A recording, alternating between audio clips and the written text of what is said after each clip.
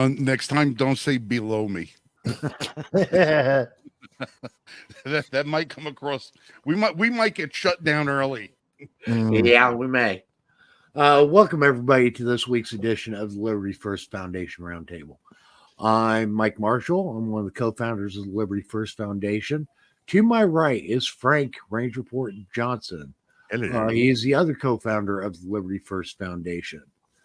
And then front and center, you will see Michael Vasquez from No Sound Bites Allowed. Michael is a political commentator for 20 some odd years now. And he's joining us tonight. With half my face, my camera. Yeah, well, his face keeps cutting down. And yeah, I don't know. It's the beard. It's the gray. It hates the gray in my beard. I don't know why. So, some late breaking news in the Trump hush money trial came out today, and this is what was on the court's website. Let me get this up here real quick. So this is directly from the New York State Unified Court System's website on the trial. Okay. So from the Supreme Court of the state of New York, Juan E. Marchin, Judge of Court of Claims, Supreme Court Criminal Term, First Judicial District. And this is sent out via email. Dear counsel, today the court became aware of a comment that was posted on the Unified Court System's public Facebook page, and which I am now bring to your attention. In the comment, the user, Michael Anderson, states, "My cousin is a juror and says Trump is getting convicted. Thank you, folks, for all your hard work." The comment, now labeled as 1 week old, responded to a routine UCS notice posted on May 29th, 2024, regarding oral arguments in the 4th Department of the Appellate Division unrelated to this proceeding. The posting entitled, "The Appellate Division, 4th Department will hear oral arguments this morning at 10, and the comment are both viewable at facebook.com/New York Courts. Yeah. Now, for people who don't know, the news started breaking first, at least the first notification that I saw was on Twitter. That was at 4:43. In fact, I can show it to you guys. Let's see. So let me present that. Come on. There we go. So the first notification, as you can see on the screen, this came in at 4:43 today. Was one of the first notifications that I saw about this. Approximately, I think it was about, and it actually turns out I didn't see this immediately, but OAN, One America News Network, which is considered a verified news agency, they actually had the news first. That came out at 4:05 p.m. The mainstream news media didn't start picking it up until about 7 p.m. About 3 hours afterwards, the mainstream news media, because it was being so popular on social media, the mainstream started picking up on it, saying they couldn't confirm it. But like you said, Mike, it was on New York courts documentation. Right. It is a valid document from New York courts, from the judge. So the question is, well, there's two main questions, really, I think. The first question would be, does this mean that there is going to be a mistrial? Which means, is this person who claims to be a cousin of one of the jurors, is that true? Did they have contact with their cousin, if it is true, if they actually are related? Did they have contact? And then the third thing would be, if 1 and 2 are true, this should then immediately go into mistrial, or at least an investigation for the mistrial. It would likely as far as I can tell, it would likely become a mistrial and all 34 convictions would go away. But, and Mike and I were talking about this before the show, that doesn't mean Trump's off the hook. It means the trial happens again. But it won't happen again before the November election. Well, I've actually got a couple theories. Okay. Now, both counsels can request a mistrial. The judge can also declare a mistrial on his own based upon this. Now, right. Given the flack and headaches and so forth, as a means of not having this overturned on appeal, their best bet would be to have this declared as a mistrial and not retry.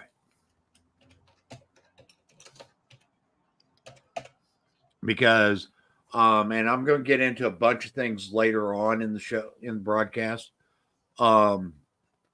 about why this will be overturned on appeal. Well, that was always going to happen. Yeah. But with the way it was presented by the prosecution, this was more of a shakedown than it was Trump using this to cover up other crimes that he committed. Or not a shake up, a shakedown. And right. Sorry, got background noise. 1 second. Yeah. So I'm going to be going over that later with some of the transcripts and some things that have came out since then. And believe it or not, the source for a lot of the information that I'm going to be utilizing in this argument comes from people that agree with the felony conviction. And they are literally using this as their justification on why Trump is guilty of a felony instead of a misdemeanor. This shouldn't even be. Look, whether it's misdemeanor, I don't think this trial should have. We were talking about it last week, and people can go back to our discussion last week. I'll reiterate. We're talking about a case where one of the key witnesses, Stormy Daniels, perjured herself nationally, changing her story. Multiple times, perjured herself publicly, nationally covered news. So she perjured herself. She's not a reliable witness. Nothing she can say should be taken at value.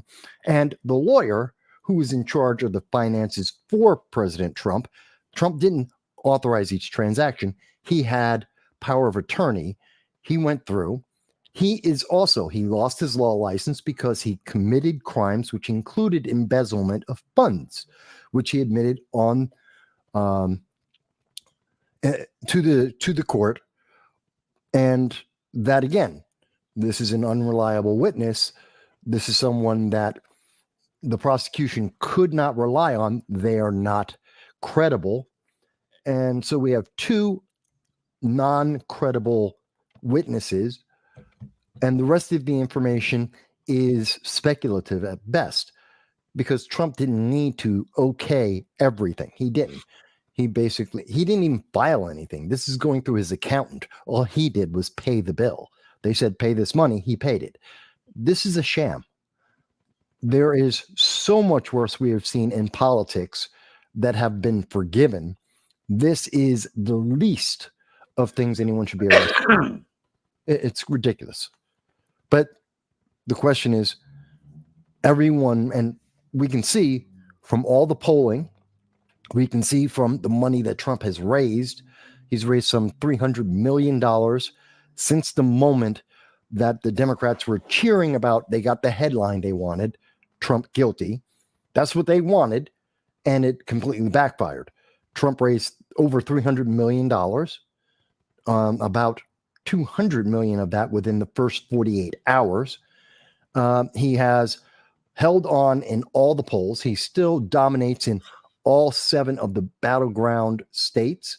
He's still winning every single one of them. And in the aggregate of polling, which you can get from Real Clear Politics, in fact, I have it here. Bear with me a second as I show you guys, because people don't know where to look for this stuff. Real Clear Politics, independent site. They don't have any sides, and they look at every credible poll that comes out, and they look at the average. And looking at the 5-way race, which doesn't include the Libertarians yet, but with everyone else in the race, Trump is winning by 2 points. And that's nationally. That's not electorally. That's popular vote. That's the popular vote. Yeah. Now we can see, while it's gotten a little bit closer, which we would expect as we get closer to November, this has always been a tight race. But what you're going to hear quoted most often from the general news media is they're going to pick and choose. They're going to go to the Yahoo News poll because it shows Biden winning by 2. That's not the only poll that came out today. And as you can see, or they're going to go to Reuters, which shows Biden up by 2. Right. And you notice there's 3 more polls. Or NPR. Right. And so they're going to go to those. But we have the majority of polls actually show Trump winning. And if you look back over the history of it, you'll see that Trump, the further back you go, about 8 out of 10 polls show Trump winning or that there is a tie. And Trump has maintained that lead, sometimes larger, sometimes less, but usually it's about 1.5. We're still within the norm of the changes. This election hasn't done anything to Trump. He's still looking to win strong. Yeah, this conviction hasn't detracted from Trump's popularity at all. And on that, okay, one of the things, okay, as we all know, as we all know, the president isn't elected by the national popular vote. No. He is elected electorally. And what really makes this so massive is under Real Clear Politics. Get out of here. Under Real Clear Politics, they are showing Trump winning in every battleground state, every swing state. Yeah. Mm-hmm. Okay. Wisconsin, he's up by 0.1. Arizona, he's up by 4.2. Now that's a state that Trump supposedly lost in 2020. Nevada, he's up by 5.3. Another state that Trump supposedly lost in 2020. If we scroll down here a little further, okay, Michigan, Trump's leading by 0.3. Pennsylvania, Trump's leading by 0.23. 2.3. Or 2.3. Georgia, again, another state that Trump supposedly lost. Trump is up 4.8. And North Carolina, which is classified as another battleground state, but it's pretty much full red, he's up by 5.3. Yeah. So like I said, he's winning in all the battlegrounds. Now, Biden lost them all. If you don't trust that, we'll go to another polling. Okay, there's nobody better than Real Clear Politics. No, I agree with you wholeheartedly, Michael. Let's actually. Okay, so let me share this one. Now, this is 538, and they show Trump leading nationally at 1.1. Well, it's not up on your screen, but 538.com is a not just left leaning. They are a left news organization. Well, not even news organization, political organization. And so this is coming from the left leaning news media, like far left. Okay. Yeah. Well, they're done by ABC News. Oh, Okay. ABC And News they bought show- them after the fact. They've Mhm. always been left leaning before ABC bought them. And they show Trump as leading by 1.1 points nationally. Mhm. Okay. One of the things that I find really interesting, though, and I want to go back to Real Clear Politics, is Virginia. Virginia was pretty much considered safe for Biden. It's not so much. Many polls show dog out. Many polls show that Virginia is tied. I've seen a couple that have shown Trump up by a point or two. But Biden's never up in Virginia more than a point. Yeah, that's what we're seeing as a trend across the country. Biden is looking at the potential. I've seen it in terms of electoral votes. I've seen several predictions that show Trump winning by 312 electoral votes, which is more than enough to win. It's pretty much a landslide in terms of Trump. And I think that's really funny, again, coming back to the mistrial and what we're seeing here. It's interesting because the judge is the one that brought this to the attorneys, to both attorneys' attention, which means the judge knew about this before or separate of anyone else in the trial. And the judge, is it that the judge is looking to get another cycle in the news, either directly from the mistrial and then having a new trial trying to fit that in before November? Or is it by just saying, reconfirming, no, but he's still guilty and he's going to be sentenced? And my prediction is, besides getting a fine, Trump will get 2 years in jail. That's my prediction. Well, supposedly it was leaked that the prosecution, and this was supposedly leaked on The View today. Oh, God, really? The View? Yeah. That's not a source. By Sunny, whoever her name is. Hostile, that her close friends in the DA's department are going to recommend 1 year. Because if they get 1 year or less, Trump goes to Rikers. As much as they would, first of all, and I covered this on Sunday, I believe on my channel, on my Sunday live stream. Trump and we talked about it last week here. Trump can't go to Rikers, no matter how much they would want him to, and they are pleading, they're begging. The left wants Trump behind bars. They want to have a photo showing Trump in a cage. This is their wet dream, literally. Mm-hmm. It's the only thing separate of that was getting to see the headlines that say Trump guilty. That was like their big moment. And now the only thing that can make it better is seeing him actually behind bars, even if it's for a week. They don't care. But he can't go to Rikers because of the Secret Service. Mm-hmm. He can't. And they would actually have to go to an abandoned old prison and put Trump in there essentially in solitary confinement, effectively, because of his Secret Service detail that would go with him. So they're never going to get him in Rikers, as much as the left is, that's their wet dream. The View not a serious source. I don't trust them for anything.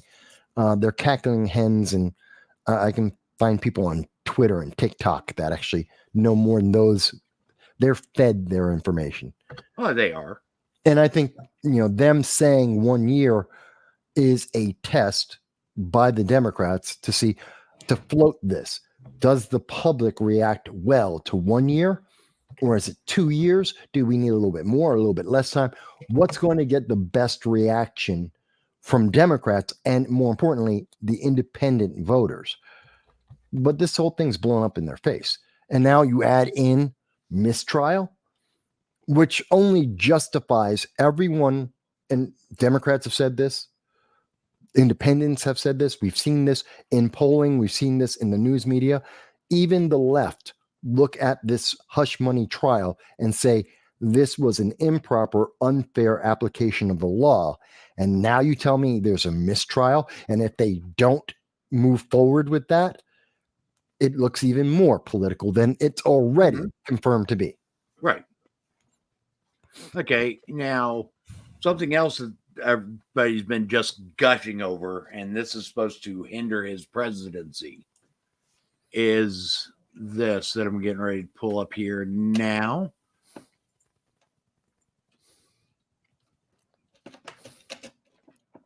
So basically what I put up here is from People Magazine.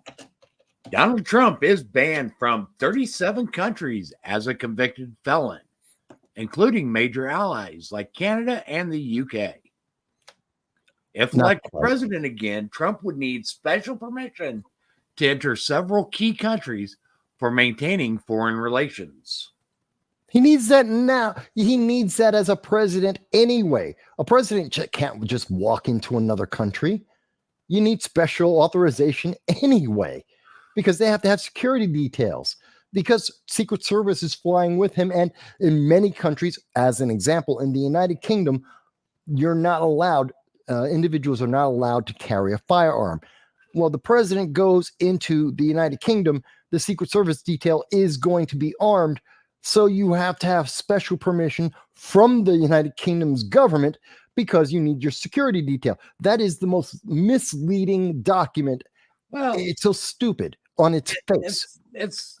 And this is not only are major news media outlets like People Magazine promoting this, members of Congress are. Swalwell has said that Trump will have a hard time being president because he's not allowed in these countries as a convicted felon. And there have been several other Democrats as well. Here's the thing that they're not telling you on this. As head of state, Trump would have full diplomatic immunity in any country that he traveled to. Okay. The United States has typically overlooked when people have been convicted of war crimes and have allowed them entry into the United States to meet at the UN. Okay. Because of their diplomatic status. Gaddafi, Castro, Kim Jong-un, Putin, Xi out of Chairman Xi out of Communist China. Yeah. I mean, that's just a handful of guys. Chavez out of Venezuela. That's 6 people I just named off the top of my head that are in various stages of ill repute in the world. And they've been allowed into. Yasser Arafat, when he was with the PLO, a terrorist organization. There's lots of people. So Omar Gaddafi. Gaddafi, yep. I thought I didn't mention him. But yeah, there's plenty of people. Saddam Hussein as well. Okay. There's lots of people. But when you hold a diplomatic status, which the president most assuredly will, you are given a lot of leeway. Frank, okay, because of that diplomatic status.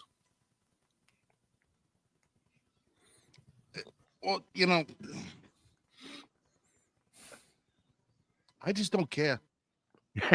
Oh, come on. No, listen. I just honestly, I just don't Frank give a shit. Mistrial Johnson doesn't have an opinion. Well, no, I have opinions, but most of my opinions will get a visit from the Secret Service. The fact of the matter is, I just don't care. Because no matter what scenario we come up with, no matter what ideas we come up with or anything else like that, the system is destroyed. Oh, it is. The system is completely and utterly broken, and it doesn't friggin' matter. Because no matter what we think is going to happen legally, rationally, logically, ethically, constitutionally, the complete opposite is going to take place, regardless of it. Now, I'm gonna give you this. This is how I'm looking at this thing playing out.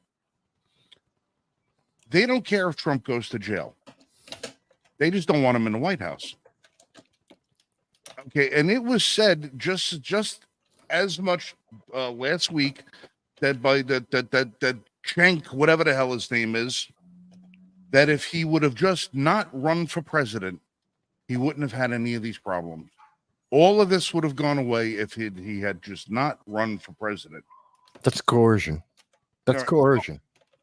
Well, it just goes to show you that this was confirmation by one of the leading talking heads on the left that this entire system, the legal system, has been politicized specifically with the idea of getting Donald Trump. Now, whether it means getting him out of the race, soiling his name, sullying his reputation, denying the American people the ability to vote for him, whatever it is, the whole idea was to do as much damage to him as possible. And it keeps I read an article on him. I read an article the other day about the most expensive private estate in Florida being sold. It's 1/5 the size of Mar-a-Lago and sold for $275 million. It's 1/5 the size. Mm-hmm. 4 miles away from Mar-a-Lago. Mm-hmm. Well, okay. Well, then how is Mar-a-Lago undervalued? How did he overvalue that? Okay, obviously, that whole thing was a political witch hunt too. We know it because the real estate market just proved it. The real estate market just proved that Donald Trump did nothing wrong with that. There was another victimless, crimeless event that the man's got to pay a $650 million fine for. Now we got this thing here. This judge, who I am certain when he goes home at night is getting an earful from his wife, getting an earful from the daughter who's $30 million in the black with the raising of the money on the whole thing. He's more than aware of how his antics in the case have played out with the left and the right. He knows damned well that when this thing gets appealed, every one of the judgments that he made is going to be excoriated through whatever appellate division is going to be. They're going to say that he acted inappropriately, that he acted non-judiciously, that he acted unconstitutionally, that he was reckless, that he was, vindictive in a lot of his decisions. He knows this is going to happen. He knows that this is going to happen. He knows that the trial is going to get overturned. The conviction is going to get overturned. So when you look at this and you say, well, are they going to retry him? Are they going to go for sentencing? No, this right now is their best out. This is their best out. They know that they only have one possible chance of keeping Trump out of the White House right now, and that's to steal the election. Okay, they know that they're going to lose. 7 out of 10 Democrats right now are still clamoring for somebody to replace Biden at the office. Just looking at what happened in France at Normandy over the last 2 days, you understand why. Okay, the man is a bumbling pile of mush that can't hold his intestines together long enough to sit through a ceremony. Right? A mistrial is the best thing that could happen for the Democrats right now. It's the best thing. It is.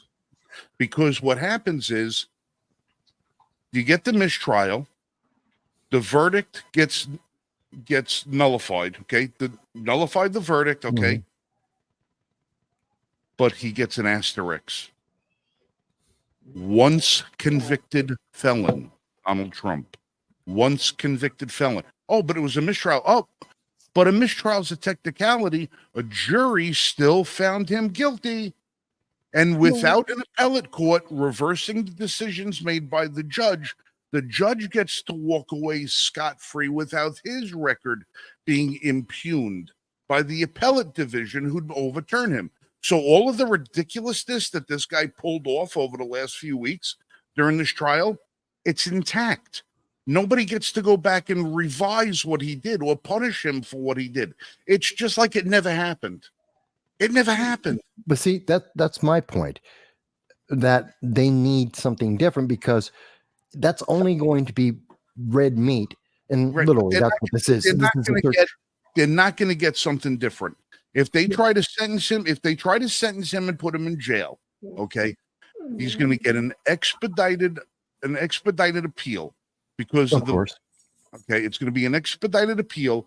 Any sentence that he would get is going to be postponed until after the appeal is rendered, or a new trial is rendered, which is going to be in 4 years, because they're not going to be able to conduct a criminal trial with the president of the United States while he's in office. Right. So they're not going to do that. They're not going to do that. They're all talking this big game. We want him in jail. We want him in jail. Now they get to say, that son of a bitch should be in jail if we didn't have that one idiot. Here's my thing.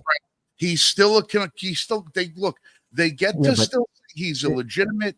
They get to say he's a convicted felon. They get to say he'd be in jail. They get all of that without just having to have him put there. And they're going to use all of that to try and handicap the man for 4 years. Okay, but here's my point. They've got all that now. It doesn't work. No one is looking at the only people this is red meat for, and that's what the whole point is. This is red meat to motivate their base to come out and vote and to donate. And they're not. And they're not getting the independents, and they are losing some of their own rank and file Democrats.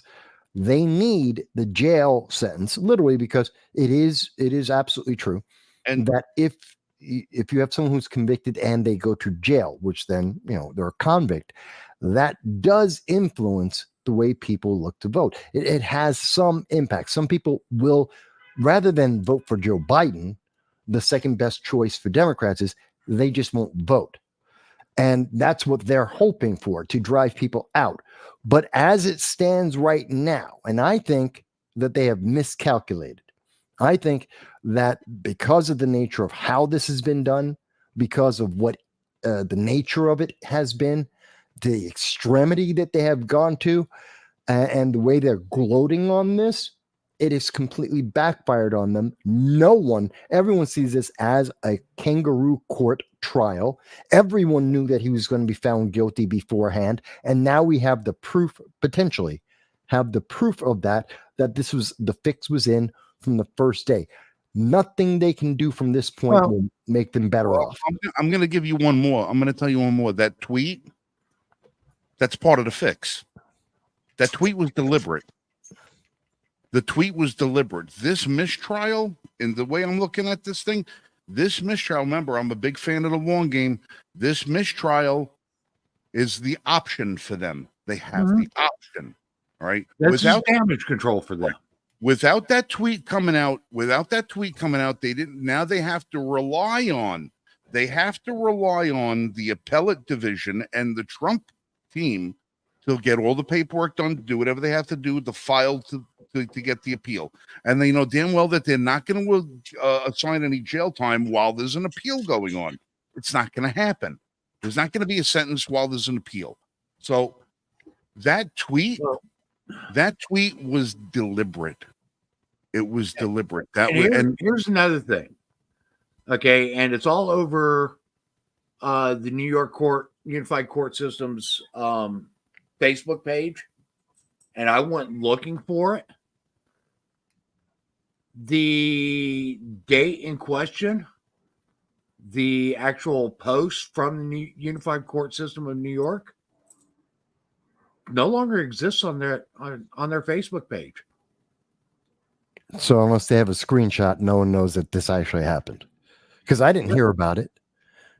Yeah. Now, as far as I know, nobody heard about this. None of the, post-millennial left or right news media. You didn't hear anything from the Huffington Post. You didn't hear anything from post-millennial or any of the services. Where did the news come from? Yeah. Okay. So Where right did here, it came from this letter. Here's the letter from Judge Marchin. Right. Okay. He's the source. In it, posted on May 29th, 2024, regarding oral arguments in the 4th Department of the Appellate Division. Okay. So you go looking for this post. Yeah, I know. It doesn't exist. I understand. It's been scrubbed from their Facebook.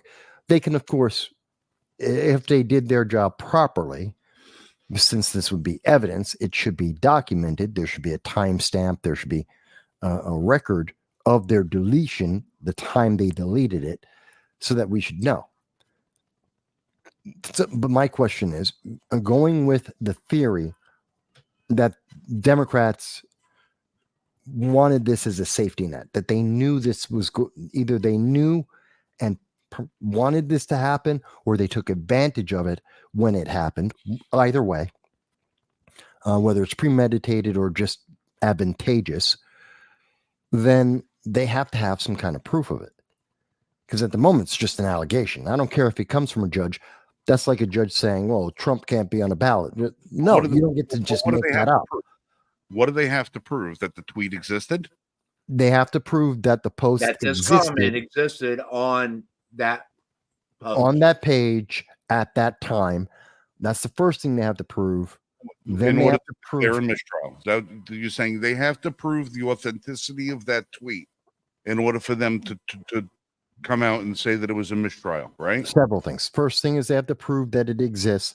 Then they have to prove that the person posting is in fact the cousin. Then they have to prove that that cousin had access to that juror prior to the decision coming out. And that there's actually communication between them. Right. Any kind of communication. If they can prove, they have those three things. If they can prove those three things, then this must, in my understanding of court procedures in New York, and again, I hope any of the lawyers that I know that watch the channel, if they may be more familiar with New York procedures on this, but to my understanding, if those three things are proven correct and true, then this must be mistrial. Yes. Must. Well, if they decided to manufacture it themselves and put it out there, then they're pretty sure they already figured out which one of the jurors is going to claim that was their cousin. See, but that seems so risky to me. It's that they would put it out and not risky at all. They don't, Mike. They don't ever pay a price for the things that they do, ever. They never pay a price for the things that they do. Hunter Biden is in a courtroom right now, could be snorting coke off the rack of a naked prostitute while sitting at the defense table, and they're going to ignore it. There is no justice system anymore. And for you to sit there and say, oh, they have to prove this in order to make that. No, they don't have to do anything. All they have to do is give the innuendo, and it's enough. It's enough. That's all they have to do. The president of the United States, in testimony given to an inspector general, they allowed him to change the transcripts. And then the attorney general of the United States then sealed the records so we don't have access to it.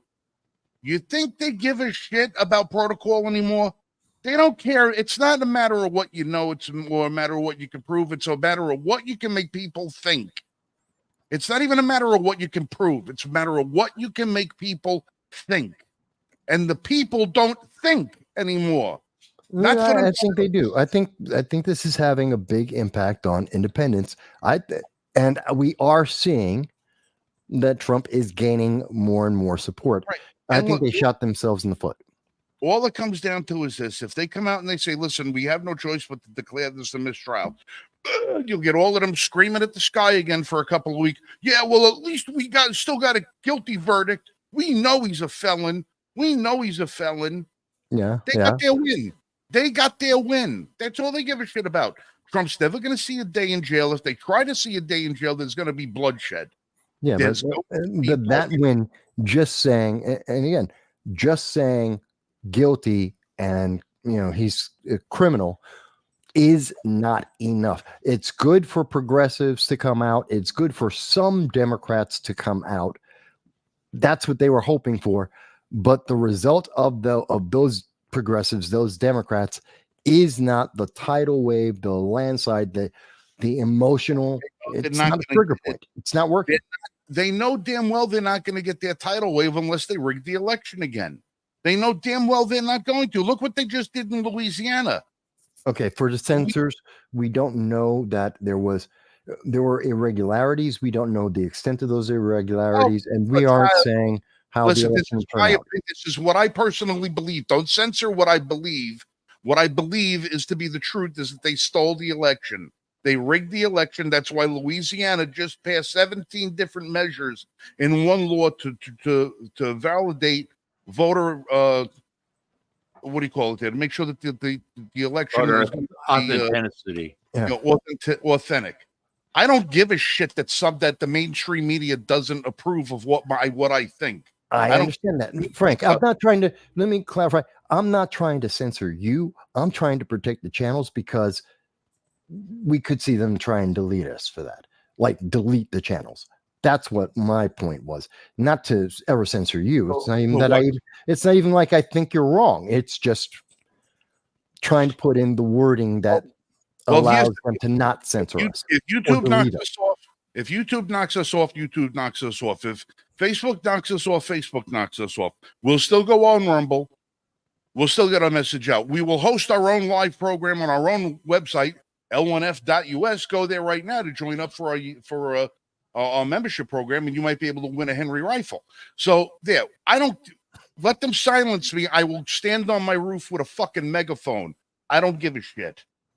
I'm tired of us having to friggin' put our heads between our legs and kiss the asses of big tech because they don't like what we're saying, or they don't like what I'm saying. I'm saying what I feel to be true. Mm-hmm. All right. We would not be having laws being passed in various states if those states didn't know damn well that the elections had problems with it and that there were a lot of irregularities. Georgia just did the same thing. Okay, and the Democrats are suing the Democrats in Georgia over primaries that they say was getting stolen using the same techniques that were done in 2020. So it's not just me saying it, it's them saying it too. I agree with you, Frank. I agree. I know. And there's Pennsylvania, there's case law in Pennsylvania, Michigan, Wisconsin that all confirm exactly what you're speaking about. I understand. Right, so I'm not disputing it. And the time for us to stand here and worry about how we say things and how we parse things has got to come to an end. It's got to come to an end eventually, because the more people that decide that we can't say anything because they're going to shut us down, then the truth never gets spoken. And there is nothing worse than the truth not being spoken, because it's the same as the lie itself. If you are afraid to speak the truth and you're afraid to carry the weight and pay the penalty and pay the burden, then you shouldn't open your mouth in the first place. I don't care about speaking the truth. I will always speak the truth. I buy all this shit and I review it all the time. I get gun companies send me letters telling me that was an unfair review. Well, you made a piece of shit gun, and I'm going to call you on it. You made a piece of shit product, I'm going to call you on it. It's my money, it's my opinion, it's my voice. But the fact is, look, they don't have to put the man in jail. They got their win. They know that there's only two ways they're going to get the election. Three. Either they got to fix it, they got to run somebody else who's going to be. They're going to assassinate Trump. Or Trump has got to be in a box. That's it. Putting him in a jail cell is not going to do anything, because you saw what they just did. Oh, $37 million in 24 hours. No, it's more than 37. It's 52 200 million. 53. Yeah, yeah, at the final count. But imagine what the picture of him getting walked into the Gray Bar Hotel is going to do for his coffers. Well, And you think there wouldn't be a sea of people blocking that prison? News that I've got, and I haven't had a chance to verify this positively, but since the trial, or since the verdict came out, Trump has raised $500 million in campaign funds. Okay, so that's $500 million that Trump's been able to raise inside of what, a week and a half? Or a week? A little over a week, yeah. Okay.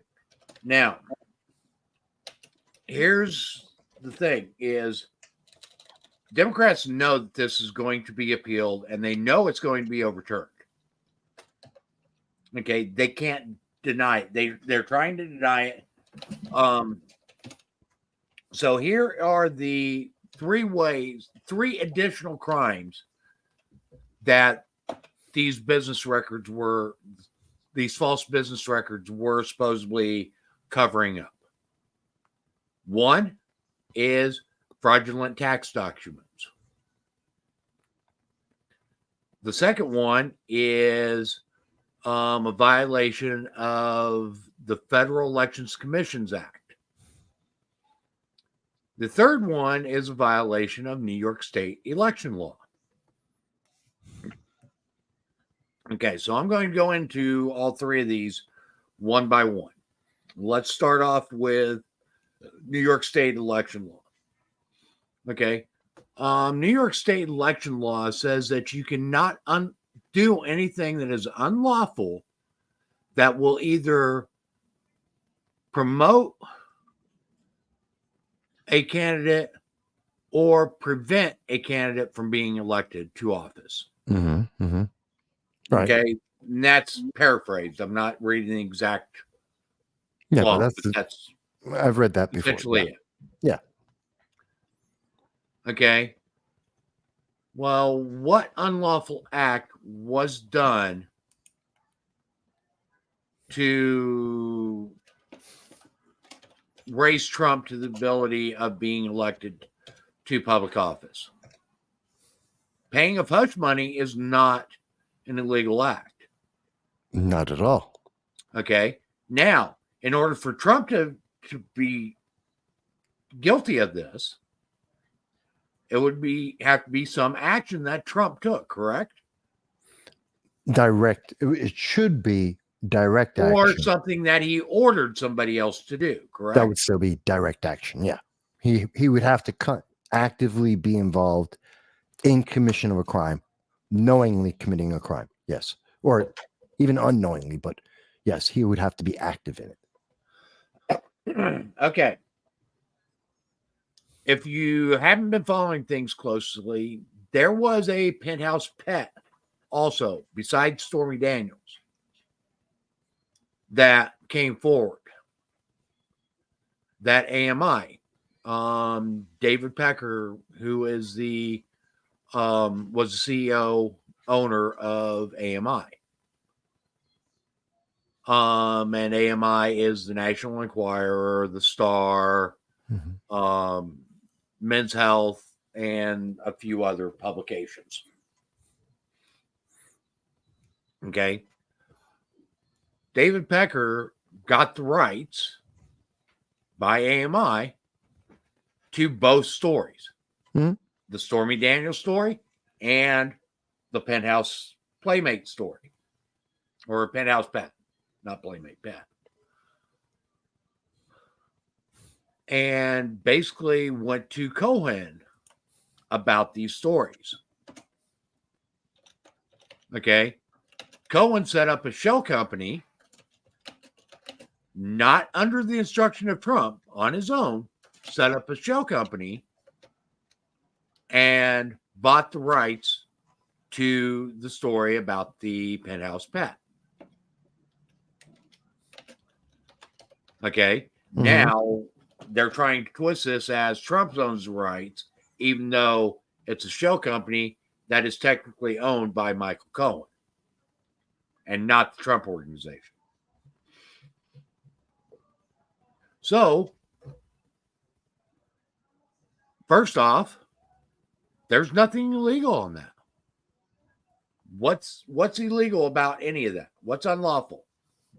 The only thing that they're claiming that's unlawful, it isn't the money, it isn't the contract, it's not the payment.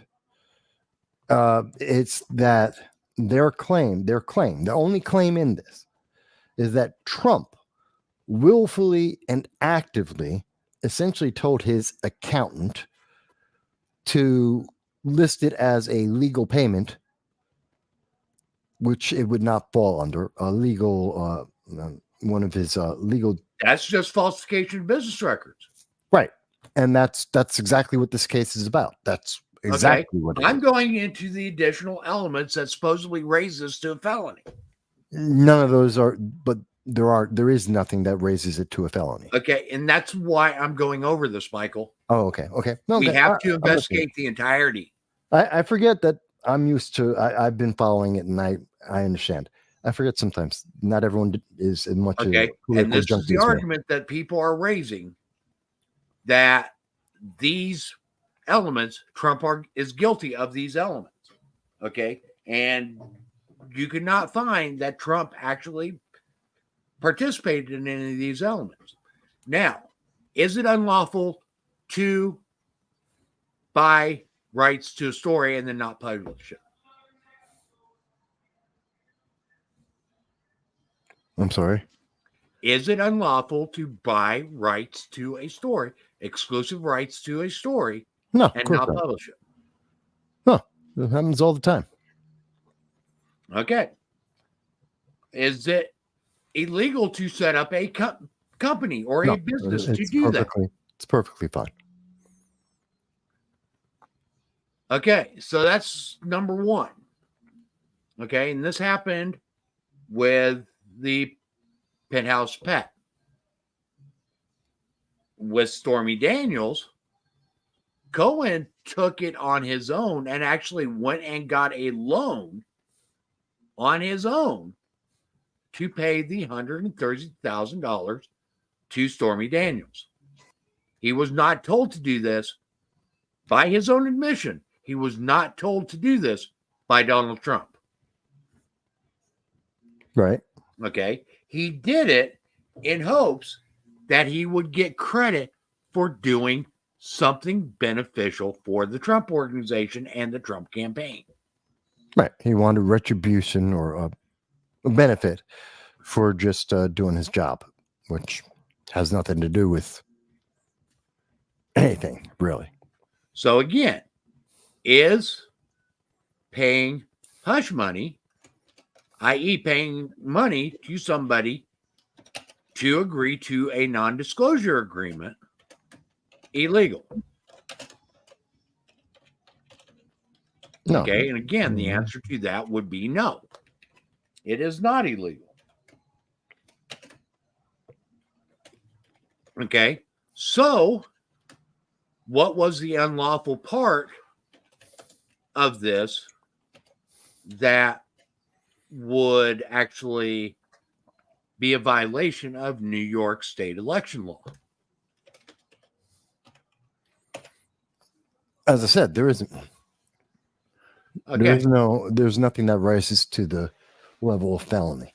Okay, so it doesn't need to rise to the level of felony. That has, and we just have to show that there was another crime that these false business records was trying to conceal or aided in the commission of. No, there isn't one. Okay, so New York state election law, we cannot find any violation of that as it stands right now. Okay, so let's go to the next element, which is the Federal Elections Commission Act. Okay, under that act, it states that individuals can contribute a maximum of $7,500 to a single campaign. Mhm. Yeah. Okay. What they are trying to say is that Michael Cohen violated that act when he paid Stormy Daniels $130,000 in hush money to assist the Trump campaign. Right. And of course, that fails because one, she's not running for an elected office. It fails because Trump didn't authorize it. It wasn't Trump's intention or even knowledge. He did it on his own. So again, does not apply. Exactly. Okay. If anybody's guilty of anything, it would be Cohen would be guilty of violating FICA. Many. Yeah. And that's why he lost his law license because he is a convicted criminal. Okay. But Trump is harmless in it. Yeah. Okay. Because he didn't order it. He didn't have knowledge of it beforehand or anything. So now we get to the last element that they could potentially use as the qualifier crime to elevate this to a felony, vice being a misdemeanor. And that is fraudulent tax records. Okay. Yeah. So how they went about proving this was that Cohen had to be repaid by Trump. Oh, wait a second. Hold on a second here. When have campaign contributions ever been repaid? They don't. Unless Oh, you're talking wow. like. So I guess if that $130,000 had to be repaid, it wouldn't count as a campaign contribution, correct? The only time that we see campaign contributions being, you can reject them, and in other words, not accept it in the first place, or like with Norman Sue, that's spelled HSU, in case people want to look it up, under the Hillary Clinton's campaign 2016. He's a convicted criminal who donated to her campaign, and she kept the money, and then actually, because he was convicted, because the money he gave her was connected to his crimes, it was embezzlement, she made a donation to a charity. That's the only other time I'm aware of where campaigns refund. It's someone's committed a crime, a heinous crime, a felony usually, and therefore the funds have to go back. Usually they go directly to the victim, or sometimes dispersed to a charity to then be dispersed to those victims. That's it. That doesn't apply in this case. No, it doesn't. Okay, so we're back to the tax evasion aspect of this. Okay, or the false tax record, not tax evasion, false tax records. Okay. Cohen did not want to file this as reimbursement. He instead wanted to file this as income. And in order to do that, he would face tax penalties. Okay. In other words, he would lose about half of the money. So in order to make him whole, he would need to receive $180,000 times 2, because there's another $50,000 thrown in there for some other tech company that he supposedly paid. So we're at $360,000. Mm-hmm. Now, who's committing the tax fraud? As best as I can tell, it's, again, everything is on the attorney. Got nothing to do with Trump. Right. Who initiated the tax fraud? Again, Michael Cohen. Okay. Trump didn't order him to. Trump didn't tell him to. Okay. Trump was going to reimburse him the $180,000 that he supposedly spent. And that's only after him and David Pecker had pressured him into doing so, i.e., blackmailed him. Okay, which they both admitted under oath that they had pressured Trump into repaying that money that Trump didn't authorize payment for to begin with.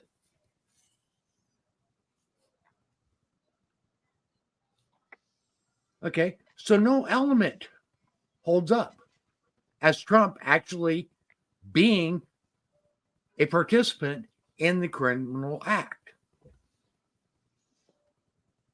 And they are trying to use those three elements as what raises us up to a felony conviction. And it doesn't work. If anything, if you look at the testimonies, and you can read this all on the transcripts of the trial, it's all there. If you read the testimonies by David Pecker and by Cohen, and even by Stormy Daniels, you will see that essentially what was happening is Trump was getting essentially blackmailed by these three parties. And they are using a crime that was perpetrated against Trump as justification to raise this to a misdemeanor. I raise it from a misdemeanor to a felony.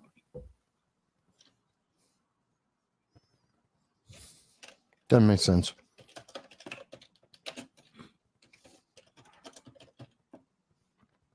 Okay, so that's where they're getting their justification, and then you've got the judge telling jurors that he doesn't care if all the jurors agree that Trump violated the same law, or if they all say that he violated different ones. In other words, they didn't have to be unanimous as to what it could be a 4-4-4 split on the three underlying crimes, and it'd still be a guilty verdict. Well, essentially, the judge, and this was covered last week, but the judge went beyond.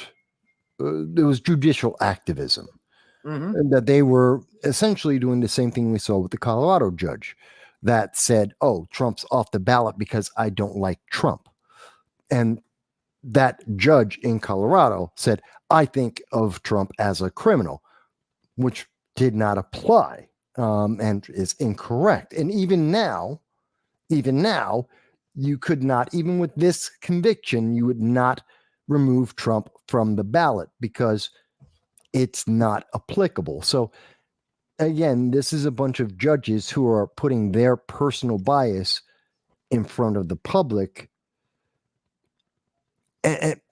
And that's why I think the news of this mistrial, now that the public knows about it, is going to gain a lot more steam, and you're going to see a lot more demand for this. And I think this is going to be something that carries throughout the entire summer. And people aren't going to forget about this. There's going to be a lot of attention on this. There's going to be a lot of discussion on this, no matter what happens with it. Jan says something here, and she says, as I said earlier, the judge cannot allow people to come forward for the defense whom would have explained all this and proved that there was no crime committed. And yes, the judge did limit some witnesses from coming forward. I think that the Trump defense team didn't push too hard to fight that either. And I think that he did that intentionally. I think the Trump defense team, because as we all know, Trump is actually a very skilled strategist. Yeah. Okay. And he is he knows how to gain popular attention. He's more in tune with the average American than almost any politician. Okay. So Trump knew, and he probably ordered his defense team not to fight this too hard. Okay, and there's multiple comments from his defense team and from Trump. Well, we weren't going to win this anyway. We knew we weren't going to win this going into it. Okay, Yeah, we but knew that we would win this on appeal. everyone has agreed on that, though. Everyone agrees on that. Okay, so that being said, it makes a lot more sense not to put all your eggs into the trial and instead allow the trial to return its guilty verdict. And this is a very common tactic when we're trying to overturn a law that is unjust, where you accept the guilty I don't verdict. see that. As an example, Dexter Taylor, who many people may or may not be familiar with his case, a gentleman who was a law-abiding citizen in New York State, in Brooklyn, who happened to be black, because I know that's important for some people, doesn't matter, who's a hobbyist, learning how to become a firearms manufacturer. And because New York State hates the Second Amendment, because Kathy Hochul believes she's got more power over your life than the Supreme Court or the Constitution, they arrested him because he had some ammunition that he made. The whole ghost gun thing. And he put up a vigorous, or at least as vigorous as he could, defense in the courts, even though New York State guaranteed him that if he didn't shut up and just say guilty and plead out, they were going to throw him in jail. And he didn't, and he did fight, kind of vigorously as he could. And he too got railroaded, got 10 years for having a hobby. That's it. For exercising the Second Amendment and having a hobby. And he dared to do that in New York State. And he dared to tell New York State that they broke the Constitution. He's going to go into appeal, and I hope people do donate to help him, support him as he goes through the appeal process, probably going to go to Supreme Court. But he had a vigorous, he knew he was going to lose. He still vigorously fought. Some do, okay? But if you look at the number of witnesses Trump's defense team called, it wasn't very many. Okay. They did offer some rebuttals of prosecution witnesses, okay, or some good cross, but they didn't put forth the vigorous defense that you would actually expect on this, especially when it was their turn to actually put on their case. Yeah, I guess. I don't know. Okay. So I think they wanted to lose this intentionally because an overturned conviction would look a lot better than a not guilty verdict. Well, I wouldn't want to risk it myself, but play the game here, Mike, for just a second. No, I understand. Okay. The politics of it. I understand the political imagery that you're talking about, and that's what we're speaking about. But that just again goes to this entire trial, whether it's a mistrial or not, from start to finish. Everybody's playing politics here. This has nothing to do with law or courts or legislation. This is all politics. And that tells us that America is in a very bad place. That such an obvious political trial is going on. It just shows us how divided and damaged America is right now. Very true. Very, very true. Okay. And the thing is we have allowed it to come to this. Okay. Because we have allowed ourselves to become so polarized in so many areas that we are literally allowing this, and we're falling for it. Yeah, and people need to vote out of office. They need to vote out Alvin Bragg, Letitia James, the AG for New York, the DA and the AG for New York. They need to be replaced. I would also suggest Governor Kathy Hochul, because she's the one who put Alvin Bragg in. She's very much in the reason why Alvin Bragg and Letitia James are in the positions they're in. And she's not going to ask for their resignation. So she needs to go too, so we can pick better people who can actually prosecute the law, because there are bigger issues that we should be dealing with. Earlier, Hot Chicks mentioned in the comments that, that was Joanna. Joanna mentioned in the comments, there's Epstein Island, there's the Black Book, there's all of those people that we still don't know all their names. We still don't know who may or may not have been involved in abusing children. And there seems to be no political will, no legal will to actually step forward and to prosecute that. That's what we should be seeing everyone working on. That should be where a fight is, not with this. This is political pandering. You know what? Spend the money instead on buying ads. Don't destroy our legal system on this. But our legal system is being destroyed. Yeah. Literally. Okay. And if this precedent is allowed to stand, it is an extremely dangerous one, because it literally means that any misdemeanor could be raised to a felony pretty easily. It means every president from now on every president will get, on the way out, will be charged. I'm not just talking about presidents. I'm talking about the general public. Well, that beyond that abuse is already happening. You don't get anything anyway. Hey, Vaz, do me a favor. Being that you're down there, if you ever get a chance to actually come across Alvin Bragg, do me a favor, find a Taylor's tape measure and tell him that I will be very happy if you would be able to take a measurement of his neck.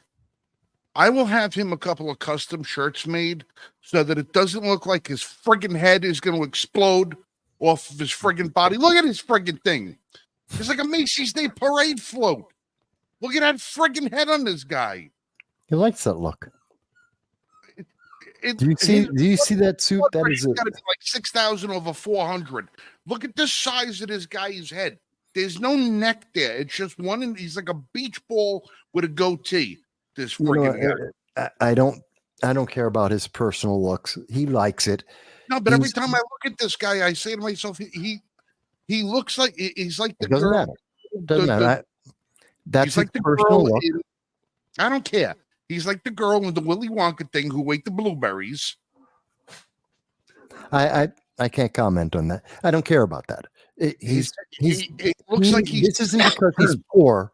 It's not because he's poor. We know all the properties that he owns. No, I know he's not poor, but I mean, for God's sake, man, get a friggin' shirt that fits you. There are tailors down there that can make a shirt. I've got a 21-inch neck. I got a big fat guy neck, okay, and a big fat guy head. But I have my shirts tailored for me, so I don't look like my head is like 40 pounds of air pressure in a friggin' basketball. He likes to look. I don't care about people's looks. Personally, send him a nice Joseph A. Bank custom fit shirt. Just give me I guarantee you, he has personal tailors. He wants to look like that.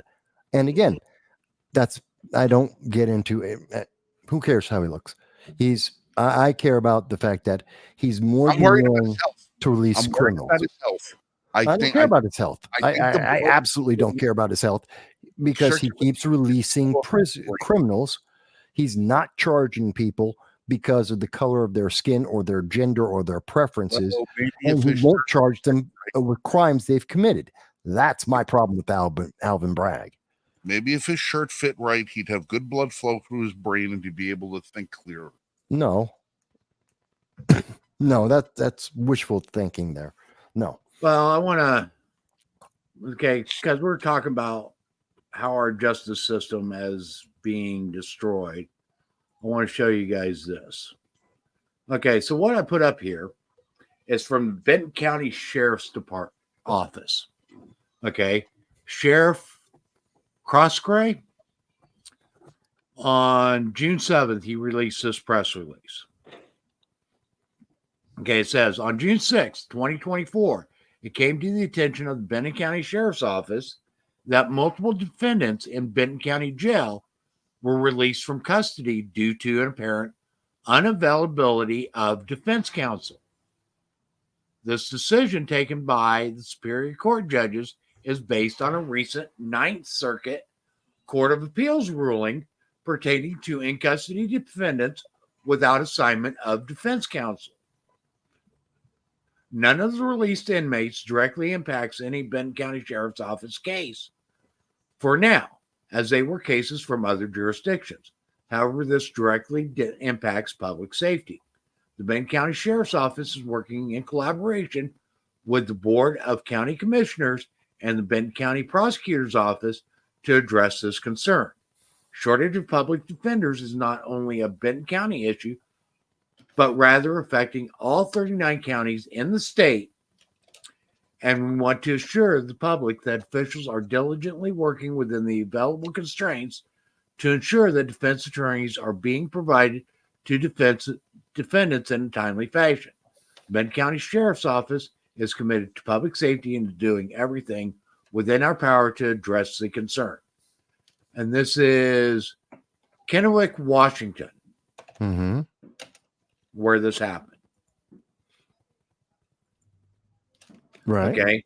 So basically what they're saying is, okay, we'll arrest you, but if we can't get you a defense attorney within a certain time frame, we're going to let you go. Wrong answer. That's the wrong answer. But that's okay. like, Well, I agree wholeheartedly that everyone deserves a rigorous defense. one doesn't preclude the other.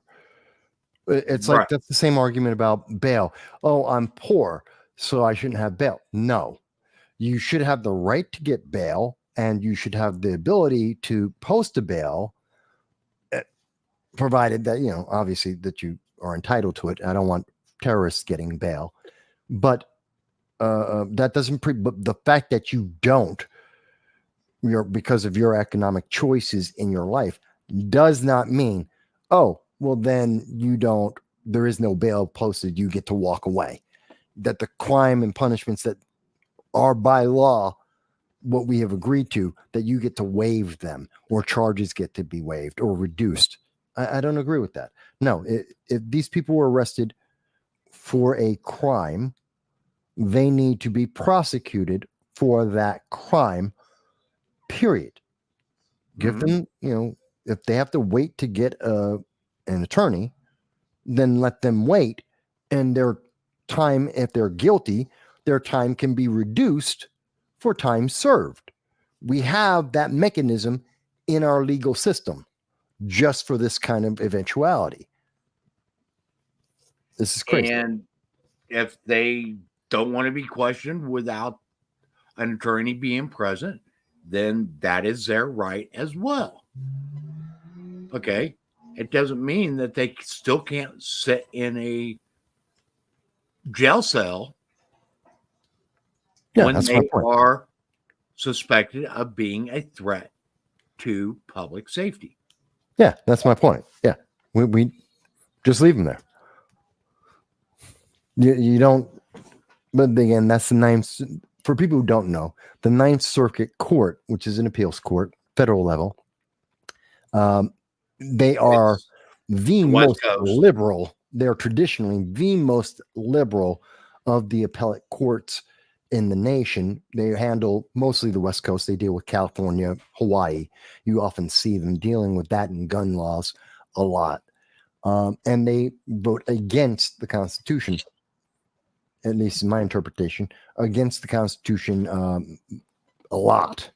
A lot. They're very well known for being to go with the most progressive interpretation of everything that they possibly can.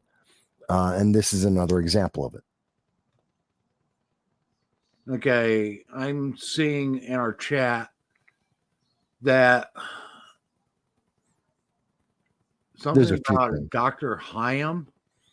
Well, there's a couple of cases. One, Peter's mentioning a case where a doctor was being punished because of a potential violation of HIPAA because he was a whistleblower in reference to children. Mm-hmm. And there is also some other discussion about the fact that the Netherlands just came out with a study about excess deaths. And it seems, based on the Netherlands study of the vaccines, of the jab, that the jabs increased the number of excess deaths because the number of excess deaths has remained high even as individuals suffering from the pandemic have virtually or relatively little to almost nothing. Mhm. There is no more pandemic that ended already. That's the WHO, the CDC have ended the pandemic status. It's not even endemic at this point. They've downgraded it massively, And and yet the excess they, deaths haven't stopped. another thing that they aren't seeing is they expected that the coronavirus, COVID, would be a seasonal thing returning every year, and we're not seeing that either. Yeah, which is probably the best thing. And we have seen since the mandates were out there, since many people were coerced to take these jabs, like in New York State, where Kathy Hochul fired 34,000 doctors and nurses, also police officers and fire department, civil servants. She fired them because they didn't obey her mandate to violate Biden their did the same personal thing with choice. service personnel.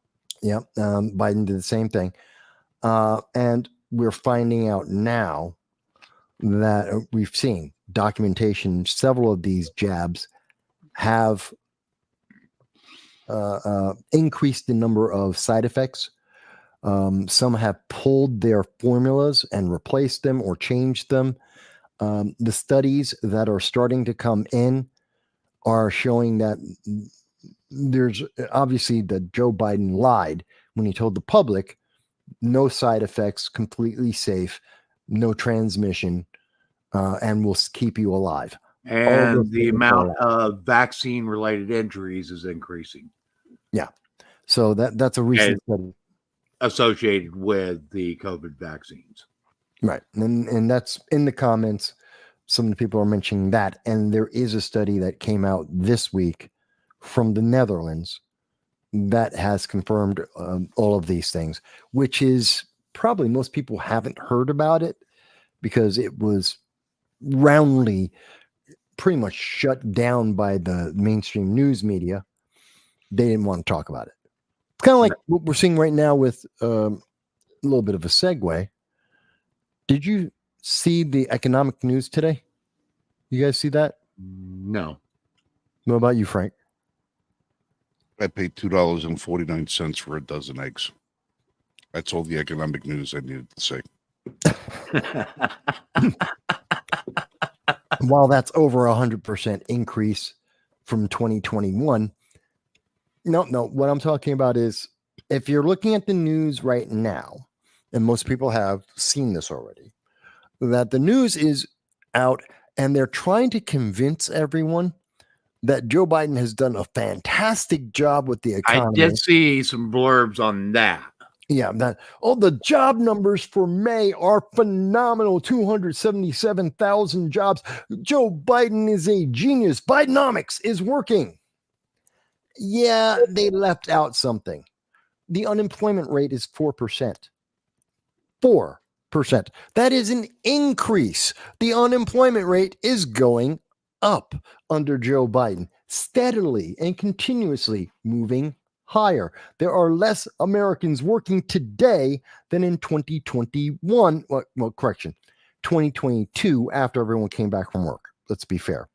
So now let's also go into one other factor, and this is something that I did know about on this. Yeah. The majority of the new jobs that, quote unquote, the Biden administration has been creating have been going to illegal immigrants. I haven't heard that. I haven't seen any information on that. I can say that when he says there's 15 million jobs, that has been debunked by every mainstream news media, which is surprising because this is the left. Every mainstream news media outlet has debunked this and said that is a lie. That is not correct. In addition to that, the fact that we saw these numbers move up is just a monthly aberration. Happens a lot in the summer, but we are actually trending down. It's part of inflation going higher, that we're having less people work. This is just a one-off, but they needed something to point to. So they said, we're going to point at the jobs numbers so that they don't have to mention as the headline unemployment at 4%. And this is coming directly from the Bureau of Labor Statistics. I did a short on it, and someone said, Mike, you don't cite your sources. It's the government, the Bureau of Labor Statistics. It's on their page, straightforward. Yes, unemployment is higher. Just because it's not the headline doesn't mean it's not happening. And that's the proof that Bidenomics is not working. You have it here, though. Migrant workers are, well, then, and that's taking away from jobs from the American people. And those are temporary jobs. Hence why we're seeing these quote unquote strong job numbers. Yet we have a rise in unemployment. Well, it's a seasonal aberration, and that's normal. We do see this at this time of year. We tend to see it. And yes, it's because of farming. It's because of migrant workers at farms. Happens a lot. I think the best way to show people what's going on with the economy, because I know Biden's been saying Bidenomics is working. Bidenomics is working. It's fantastic. Okay. This is from Google. Anyone can type this in yourself. Go to Google, type in U.S. median income 2020. The median income for the United States, if you're going by Google's AI, they will tell you it's $41,535. It's gone down. I'm about to get to that. Yeah. But not only that, but see, that's Google's AI says the census said it's 41,535. According to the census, which is right here, on their income and poverty United States 2020, the median household income was $67,521. Google's AI is lying. And you can see this because their AI is giving you a number. The very first search item given to you by Google's algorithm says, in fact, nope, the number 67,000, not 41. Now, regardless, whichever number you want to go with, the actual current amount, is, I want people to remember the numbers we just went over.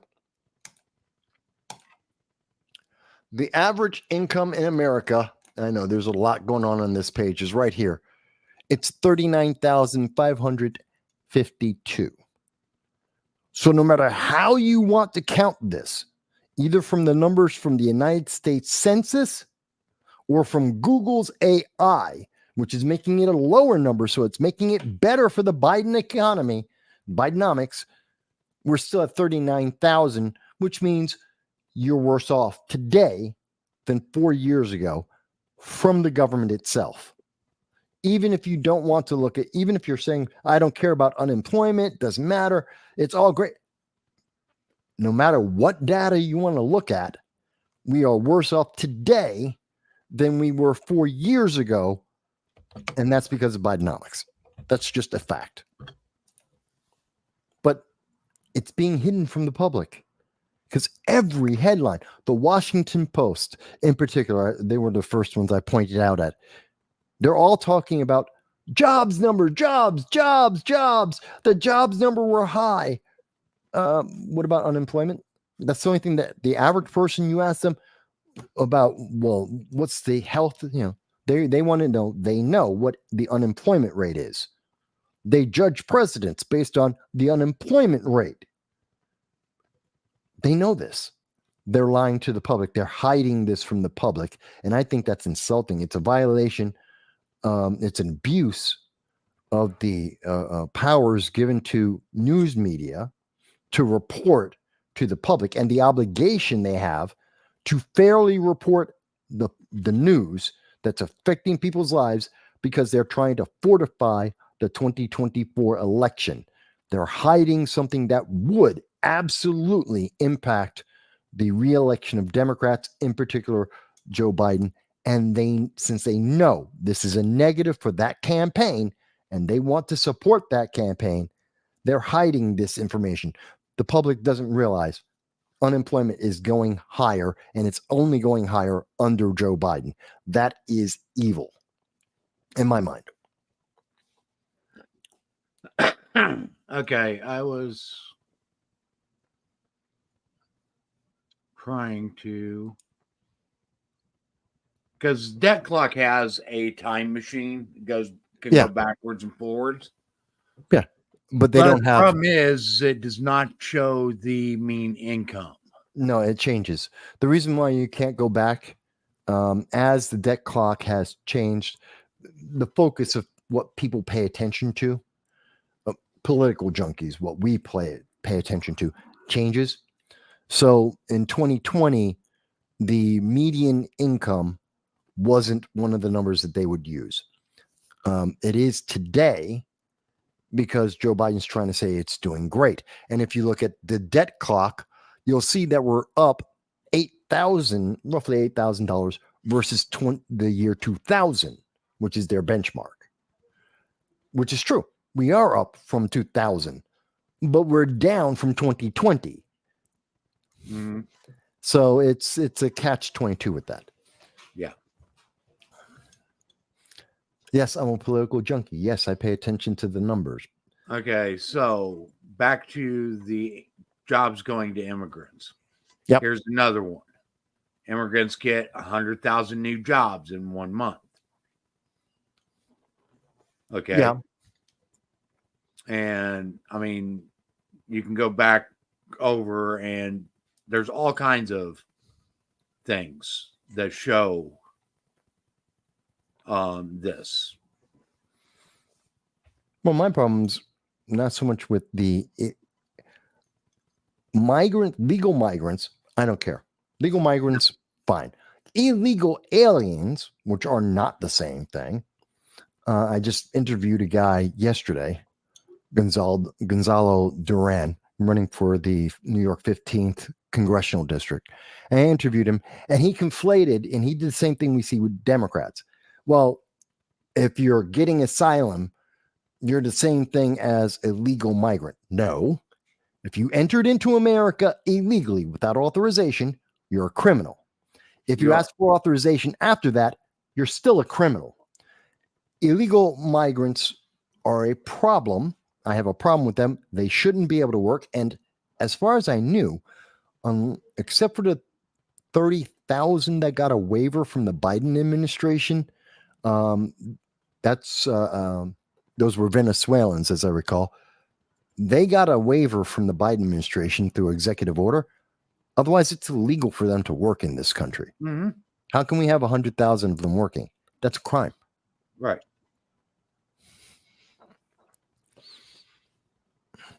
It's a massive crime. And the fact that they're getting jobs, is the reason why we're getting more and more of them coming in. And when we get more and more of them coming in, we're also getting more and more crime, which is why New York State is considering that maybe, even though we've got 175,000 illegal aliens that entered into New York City alone, that 175,000 are breaking New York State, costing $5 billion a year for infrastructure. Even though they are responsible for more and more crimes and violent crimes at that case, they're only considering that maybe we should not be an open, New York State should not be a sanctuary city, sanctuary state. Maybe we should actually enforce the laws as they exist. It's mind-boggling to me. Mind-boggling. And you're telling me, and we're seeing our jobs go to this too. This is insane. It's stupid. It makes no sense. Well, I can tell you, okay, as you know, I live in extreme upstate New York. Okay. I go much further north. I'm in Canada. Literally. Mm-hmm. And we are seeing a lot of the migrants that were, or illegals that were being put in New York City are getting farmed out up here. Well, New York's been trying to quietly, and there's been actually lawsuits about this. I think 32 of the counties of New York State are in a lawsuit currently with New York City because Eric Adams is trying to ship out illegal aliens from New York City forcefully and without consent to send those illegal aliens into upstate New York. And the counties in upstate New York are saying, we don't want them. We didn't ask for them. You keep them. They came to you. They stay with you. And so they're in court about that. It's crazy. Okay. I live in a very, very, very small town. Okay. And I'm going to show you. Let me get it up here.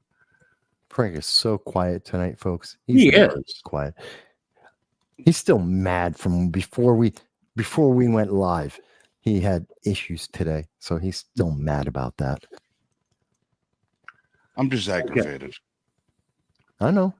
So,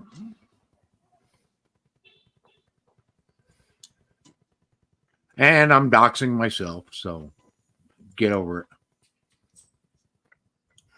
Okay. So this is literally the size of my town. What, the main street? Yeah. Yeah, you have one main street. I don't know if that defines itself as a town. Okay. So, a few doors down from me, the state police had to be called in because a group of illegal immigrants decided that they were going to set up their camp on my neighbor's lawn. Wait a minute. What do you mean camp? What camp? They had set up a camp. A tent. They walked in, put down a tent. Yes. Started up a fire and wanted to roast marshmallows. Leave until the state police were called in to take them away. I'm surprised they weren't shot. Okay. Yeah. I had to shot They them. did. They were refusing to leave. They set up a camp, basically a camp. I don't know if they got tents set up or all that good stuff. But they were basically lounging around on this guy's lawn, just hanging out. That's a good way to get shot. Absolutely refused to leave. That's a good way to get shot, and I would have shot them. Mm-hmm. And legally, in New York State, you wouldn't have got away with it. Kind of. Depends on how the bodies lay. It's not a castle doctrine state, and unless they were advancing upon you, you still have the first responsibility to back up in New York. And that's then you have an obligation in the state of New York to attempt to retreat. And if you cannot retreat, then you can use deadly force. Depends on how the blood trail looks afterwards. There's time. Can make that work. I'm not saying that anyone should do that. Hypothetical thoughts there. But did you go to the Frank Johnson School of Self-Defense? Hey, I'm just saying. You sounded like me for a minute there. Well, yeah. Think it through before you shoot, folks. Just yeah. You know what the response time is. Think it through first. But How long did it take the cops to respond to this encampment? 2 weeks? No, Before no, they're there the same day. Oh, okay. I honestly don't know the full response time. I just know that it happened. I'm just confused about something. And they tried the homeowner tried multiple times, the property owner tried multiple times to get these people to leave, and they absolutely refused to leave. And they finally had to resort to calling state police in. Okay, Mike, I know that your community is a bustling and busy and enviable, huge community of people. It is. All 20 of you. Some would say it's metropolitan. You know, what I understand that it may be an upgrade for some of these illegal aliens. Why in the hell would they go there? I'm because sorry. they're getting shipped up here. Yeah, because that would be like the only reason. They're getting okay. That yellow highway that you saw going through the center of town, that's Highway 22. Okay. There are no Greyhound bus stops on that highway. Yet today on my way home, I saw a Greyhound bus traveling that road. I've never seen one there in the entire 12 years that I've been here. That says something. And this is why we have more crimes. This is why we have problems with our infrastructure. This is why we have more people who are being harmed. And let me be clear. That doesn't mean every illegal alien is a violent criminal. They are all criminals. Let's be very clear about that. They all broke the law. They willfully violated our law. So they are criminals. That's not a question. Are they all bad people? Are they all violent criminals? No, not necessarily. But enough of them are. And even if it's like 1 in 10, we have 175,000. That means that's 17,000 bad guys. Call it, cut in half. Say it's 1 in 20. Then you're still looking at somewhere around 8,500 bad guys. These are huge numbers on top of anything else happening in this nation. This is insane.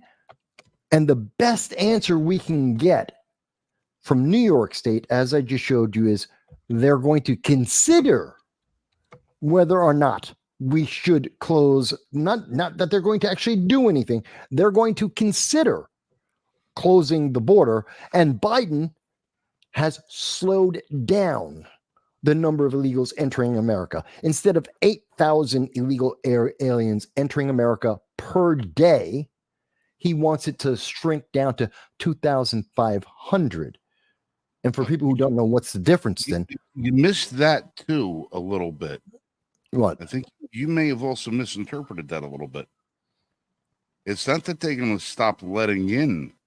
No. They're only going to process up to a certain number a day now, down from a number of that they were willing to process previous. Okay. Mm-hmm. So as they were processing 8,500 a day or something, 8,500 on average. Yeah. Right. Well, that doesn't mean they're not letting them in.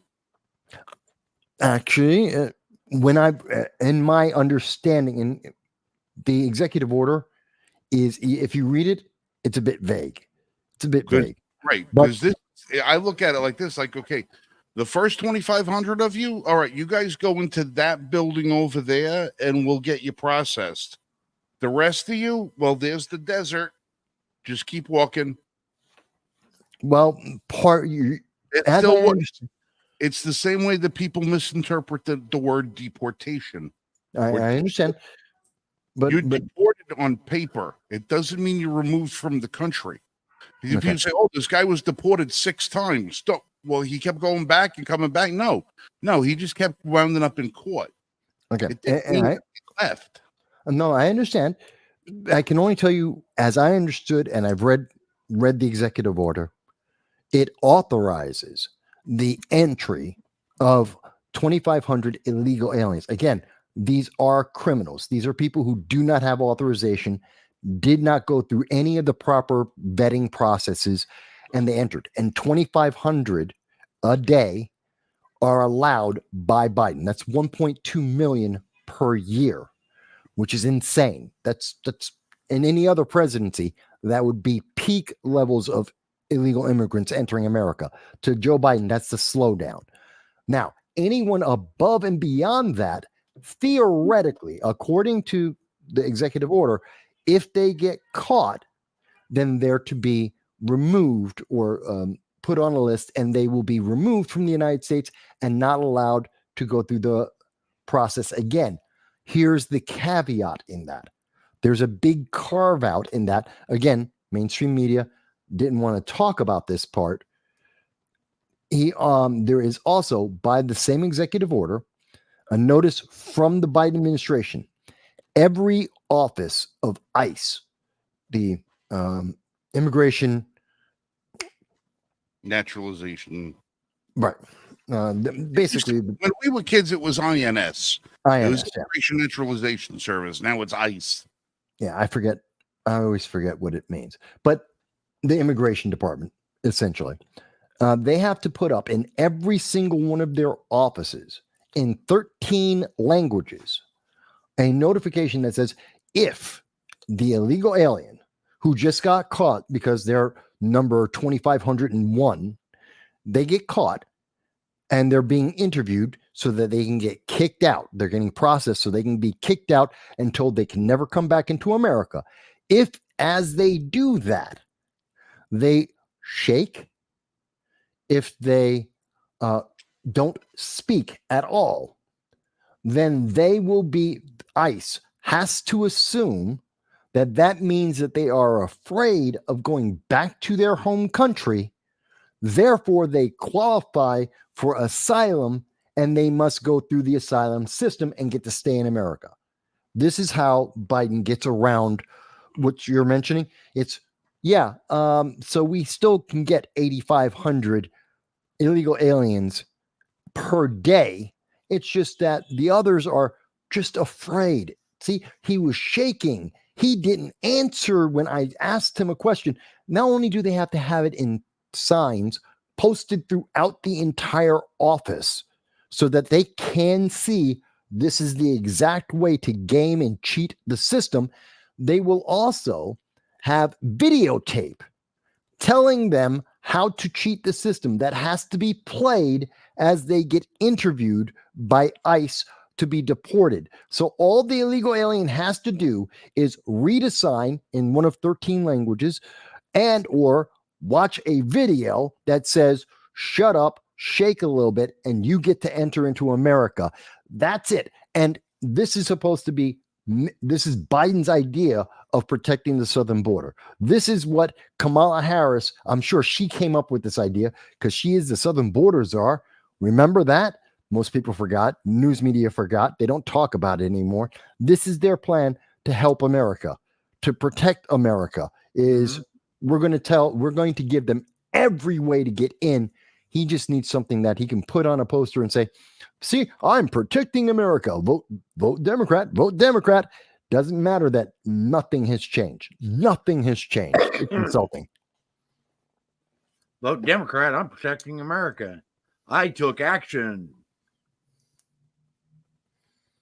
Yeah, this is the same party that during the passage of Obamacare was running ads in Mexico in Spanish, telling people that if they got across the border illegally, where to go and what to do to sign up for free healthcare. Hell, we In give Mexico. Yeah, well, currently They ran ads in Mexico encouraging people to come here illegally to drain our healthcare system. yeah, they Well, currently not only that, it increases the numbers that are applying for Obamacare so that it doesn't look so dismal. So when we sit and we talk about all of this shit about they're gonna let 25. Do you ever wonder why I'm never I'm never surprised, and I don't care, because it's the same crap every day. It's the same crap every day. They're abusing our country to the point of destruction, and they're putting the burden on the taxpayers of this country, and half of us are too damn sleepy to open our eyes and realize what the hell is going on. And it's just the same friggin' thing constantly. And I will say this, though. I will say that I have noticed, because while you guys pay attention to the news, you pay attention to this, you pay attention to that, I pay attention to the culture. I pay attention to the people. I watch, I observe, I spend time in places most people would not even want to go to, in circles. I'm noticing a little bit of a resurgence lately of Americanism. Oh, there's more than of the appreciation of American exceptionalism. All right. And I'm going to give you a perfect example of that. Before we got on live on the air tonight, Lori and I went up to a car show that they have here up in Mint Hill. First Friday of every month, they have a car show. This was probably the 6th or 7th one that Lori and I have gone to. And it's always in the same parking lot. And usually by the time we get over there, half the parking lot, it runs from 5 to 9. Half the parking lot is empty. Half the parking lot is full. Of the half that's full, it's classic cars. The other half that's full are the people who drove there to go to the car show and just look at the classic cars. It's been that way for about the last 6 or 7 shows that we've been through, where the lot was half full. We went there tonight. We were lucky to get a parking spot. The place was jammed. The place was jammed. There were people everywhere. More cars there tonight than have been there in the last year and a half's worth of shows. Cars had American flags on them. There's a lot of red hats running around out in the parking lot. There were people of every ethnic group walking around, shaking hands and smiling, taking pictures with one another, bullshitting about their cars and everything. It was just a beautiful thing to see, because it's the American car culture is something that I think we in America, that, Europeans, Americans don't have a heritage. No, we have the automobile. All right. Yeah, maybe it was invented by Daimler-Benz way back when, but Americans, we're the ones who made the car industry what the car industry is. All right. Without America, the car industry wouldn't exist. That's our baby. The automobile is our baby. And when you go to an American car show and you see things that you didn't even think were possible, that's pure Americanism. To see the car show like that today, I saw a resurgence of American, of pride, of a lot of Vietnam vets out there wearing their hats. Veterans of all stripes wearing their colors. Bikers over there everybody getting along. It was just a beautiful thing. Adults, kids, and everything. Sadly, I'm seeing something come back into the culture that's been gone for quite a long time. Well, they are definitely. I don't think it's coincidental. No, I don't think it's coincidental. That's why we see so much of an attack on America coming from, if you look at the Acolyte, they hate America. They hate the constitutional republic that we have, the Constitution. They hate that. If you listen to Jamal Bowman, who's running for the New York 16th district, he's a member of the Progressive Caucus. He's a progressive. He's the guy who pulled the alarm for. Oh yeah. During Congress, he pulled the fire alarm. Yeah, and the guy who denied he did it until everyone pulled out the videotape and said, "That's your face right there." Yeah, he's running. And then he said he did it accidentally. Yeah, looking dead at the sign that says fire alarm. He's another example of how much the left hate America. Did you know that Jamal Bowman is now claiming, he was on with Charlemagne the God, and in that interview, he's claiming that running against him, the fact that he has opponents, Jamal Bowman, the fact that he has opponents is white supremacy. It's MAGA, and of course, MAGA is interchangeable with white supremacy somehow. Of course, it is, which is really insulting. He's a member of Congress. He's a bad member of Congress. He's a bad member of Congress that willfully committed crime, which under the definition by Democrats is insurrection, interrupting the ability of Congress to do its job. That's insurrection according to the left. That's Jamal Bowman. And he thinks, so it's not because he's a member of Congress that, people run against members of Congress on a regular basis. No. It's, you have to be a white supremacist and you have to be MAGA. And in other words, you have to be evil to run against Jamal because he's black. He also thinks that he's the first black man to run for the New York 16th, which means we proved that wrong last week. Yeah, well, Adam Clayton Powell and that's right. Rangel. The washed up, I guess you could call her a comedian, Chelsea Handler. Oh, Miss Black Men, you're black. She was talking to 50 Cent, her ex-boyfriend, and she's like, "I'll have sex with you if you don't vote for Trump." Yeah, I remember her. Well, it wasn't only that she said she's going to use her body to persuade him to vote for Biden, but she said, you're black, right? Yes, she did say that. You can't vote for a Republican. You're black. Yes, she did say that. I remember very clearly. I did a whole show on that. Yeah, read it this week. She said it again? Yeah, she said it again. She didn't get enough of a blowback. Okay, I miss it. She's an entertainer and a stupid one at that. I missed. She said it again, that somehow black people don't have the agency and independence to pick a political party. Now, let me ask you a question, but isn't that interfering with the vote? Yeah.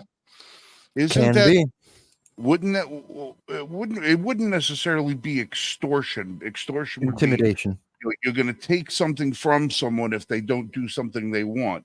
But she's, in essence, prostituting herself. Well, it would be prostitution, but it would also be intimidation.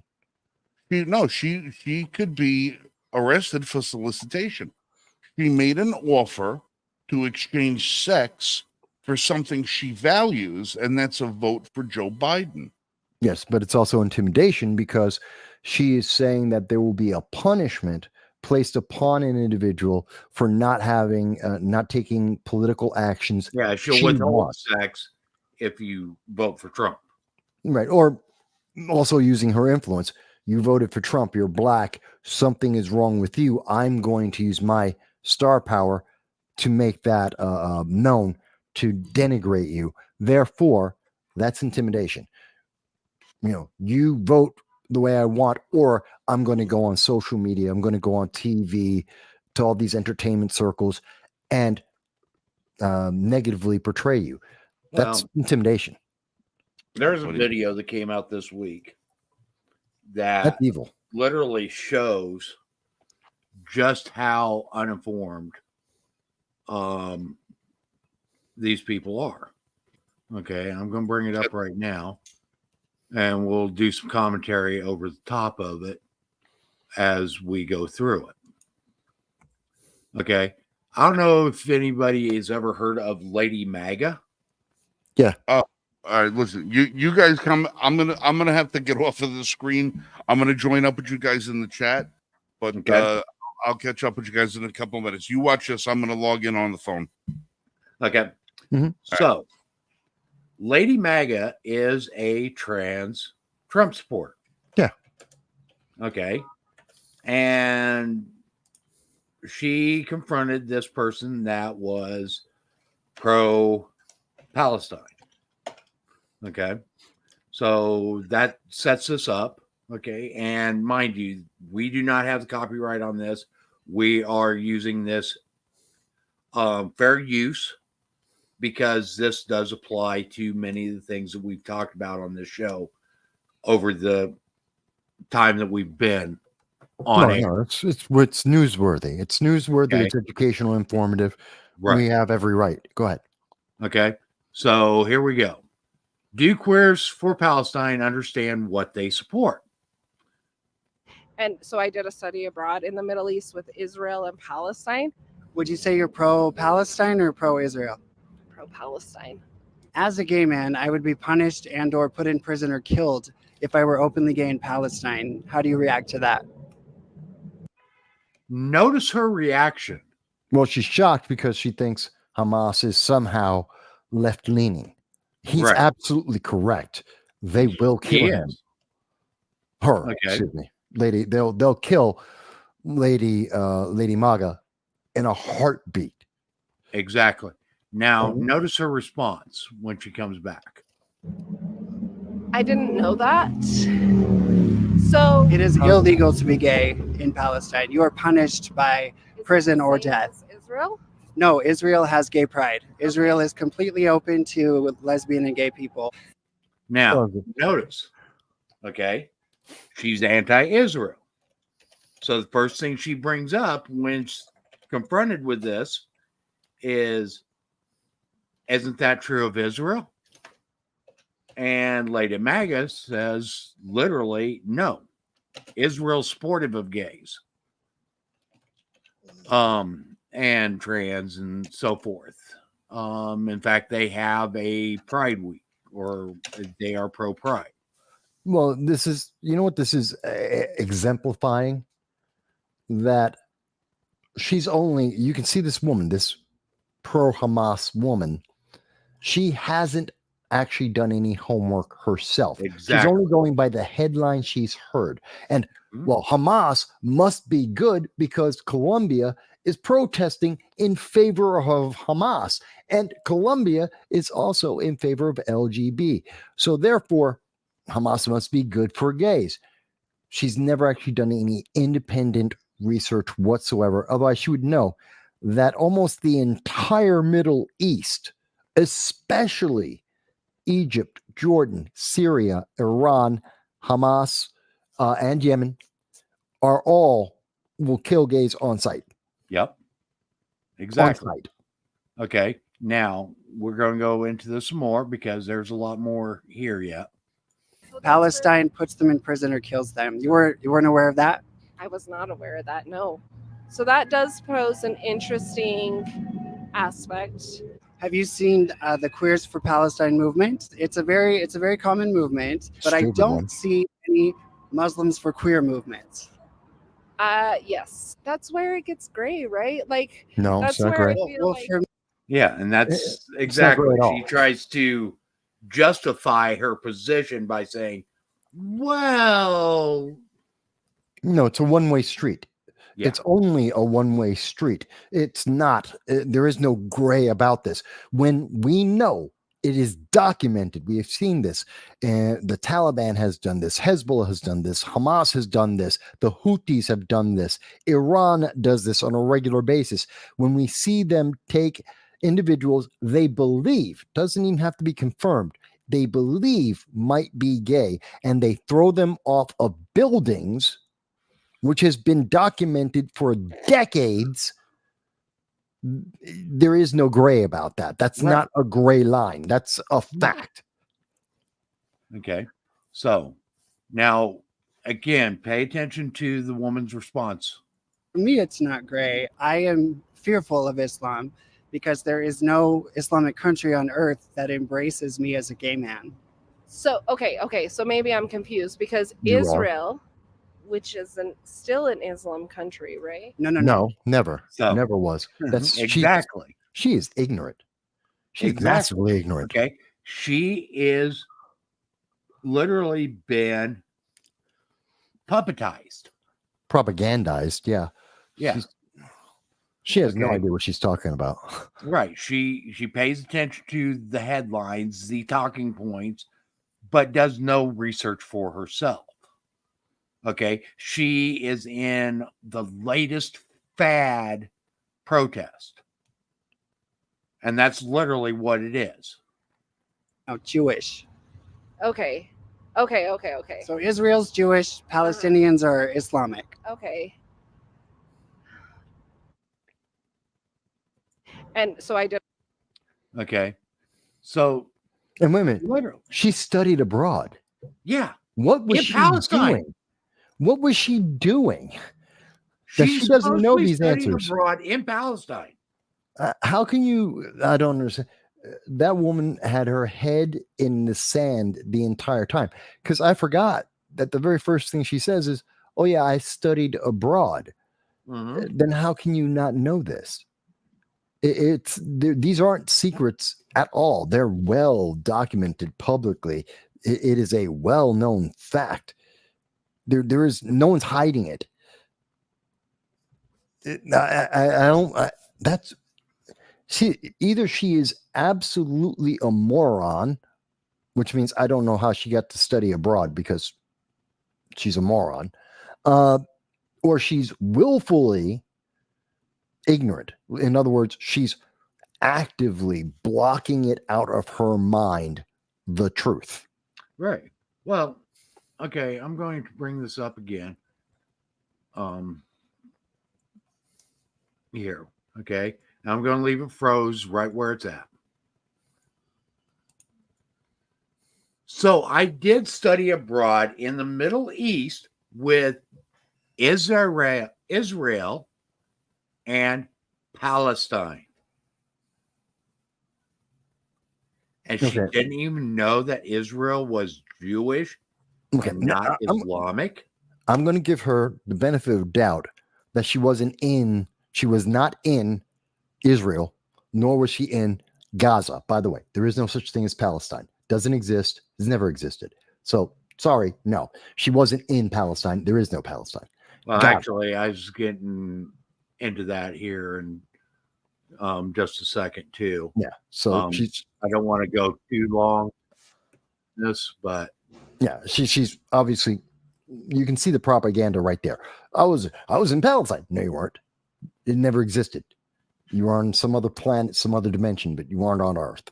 So I am assuming the way she says that, she was studying abroad. So I take it she was in some other nation, which most likely for an American citizen means Saudi Arabia.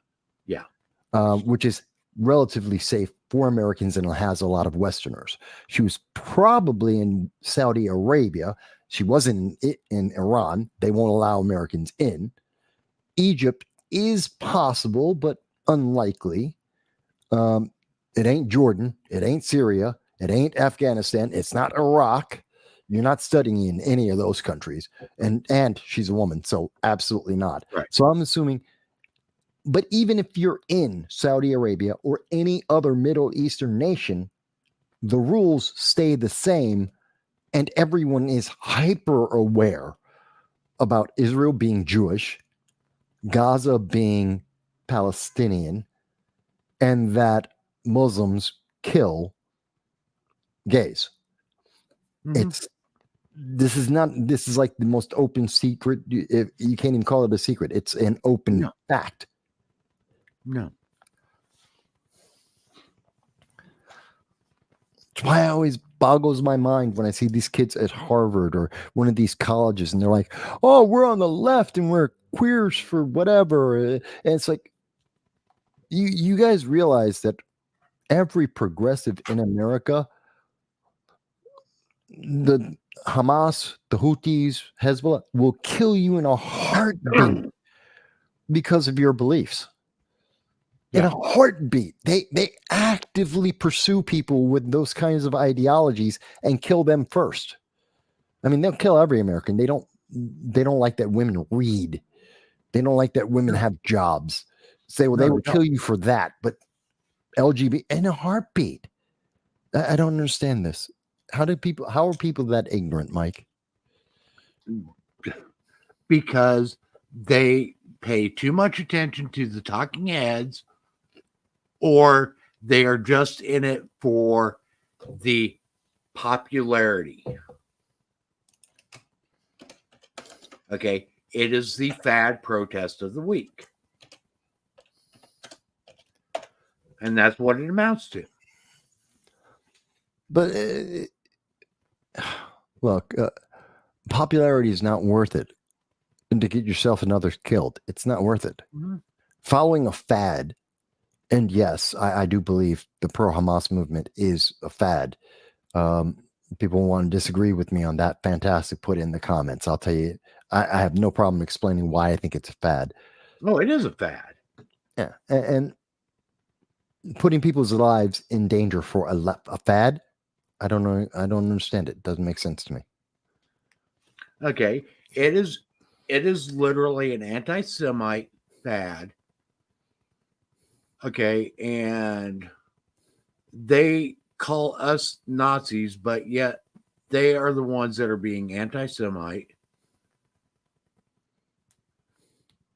And I don't get it. I don't get it. Okay. Now going back to the immigration problem just for a second. I know how we can solve the problem of housing people waiting for asylum. I do too. Follow the law. Don't let them in. Put them on these. Oh, Put them what, on on Tinder? international waters on these until that's their time for their hearing. And have the hearing on the ship. And if the hearing allows them in, then they get to come in. If not, then they stay on the ship and get transferred off to back to their own country. Here's my thing, and you know what's going to happen. Here's the problem with that, because I've had this argument with a couple of libertarian friends of mine, Larry Sharp in particular. Larry, good friend of mine, good friend of the show. We've talked about immigration. He wants to have like a new Ellis Island. Pick another Ellis Island or redo Ellis Island itself. They can stay on there, and then they can come into America as they get vetted through that system. It's a very wonderful ideal. Your idea is put them on a former cruise ship, an older cruise ship, let them sit in international waters, and we'll let them in. I don't agree with either of those because, one, you have the bleeding heart liberals, that the same people who are saying there is no such thing as a border. Everybody is a human being and there is no such thing as an illegal alien. Let them in. Every country has illegal alien laws. Every country. That is the correct legal term. Every country has laws on migration. And Japan has the strictest. I know. So they're wrong in every sense of the word. But those same bleeding hearts that are opening up the borders and letting these people in, that are breaking the system, that are endangering people's lives, as we've talked about earlier, they're going to see the people on Ellis Island. They're going to see the people in those cruise ships, and they're going to say, we've got to bring them in. We've got to bring them in. It's not humanitarian to leave them there. We didn't say that they're going to be, Lord of the Flies, and they're going to have to, fight for survival. This isn't, Escape from New York. You're going to have to do Escape from Ellis Island. We'll give them food. We'll give them housing. If they're in a cruise ship, I mean, come on, those things are built for people to live long term. So they're not going to be punished here. But the bleeding hearts, the same people at Harvard and UPenn, MIT, the same people who can't define what genocide is or say that they're against it, they're going to be the ones who are going to say, bring them in. And to me, that encourages more illegal aliens to come because they know you let in one ship, all of the ships have to come in. You open up the door at Ellis Island for one group of people, everyone's coming in. My answer is close the border. You don't come in. If you get caught, you get deported. You're never allowed back. You come back again. We will put a jail, a prison off of American soil somewhere. You will go to jail there. And when you get out of your jail sentence from being off of American soil for breaking our law, you're going to get sent back to your home country again. And we just keep doing that. We have laws, we need to enforce them. And bleeding hearts do not make an exception for the law. I No. don't care who it is. No. And I do agree that there are certain people that do have need to request asylum. But by international law, they are to do so in the first country of opportunity to do so. Okay. And in most cases, because of where we are located, that first country is not the United States. If you're seeking asylum from Mexico or Canada, yeah, we would be. If you're not in the Caribbean, Mexico, or Canada, then with one other, the Samoan Islands, middle of the Pacific. Okay, Yeah. So if you're not from the Samoan Islands, Mexico, the Caribbean, or Canada, there is no way in hell America can be your first country. Cannot. And I could potentially see Russia and possibly China. You can make the argument for them, yeah, depending on which because side. of where they're located, if they migrated To Alaska. right. Okay. You could make that argument. I don't think it's a great argument, but you can make that argument. Fine. You want gray area? There's your gray area. You're in Russia, you're in China, you're trying to go to Alaska, the Aleutian Islands, the Aleutian Strait. There's your gray area. We can argue about that. But other than that, there is no country in the world that can point and say, oh, yeah, America's our first stop. You're nowhere near us. You are thousands upon thousands of miles somewhere else, and there's another country in between us and you, guaranteed. Right. It's ridiculous. Like I said, there are some Southeast Asian countries, but the majority of them, their first country of opportunity would actually be Australia. Depending on how far south you're going, but most likely you're talking about the Micronesian islands, you're talking about the Philippines, the Samoan Islands. Again, you might be talking about Japan, Korea, Thailand. There's note India, depending on which way you're going. You're running into countries other than America. Long before you get to America, right? You're going to hit another country. Okay. So on that side, really, the only one that I could actually justify would be a Russian coming from Siberia.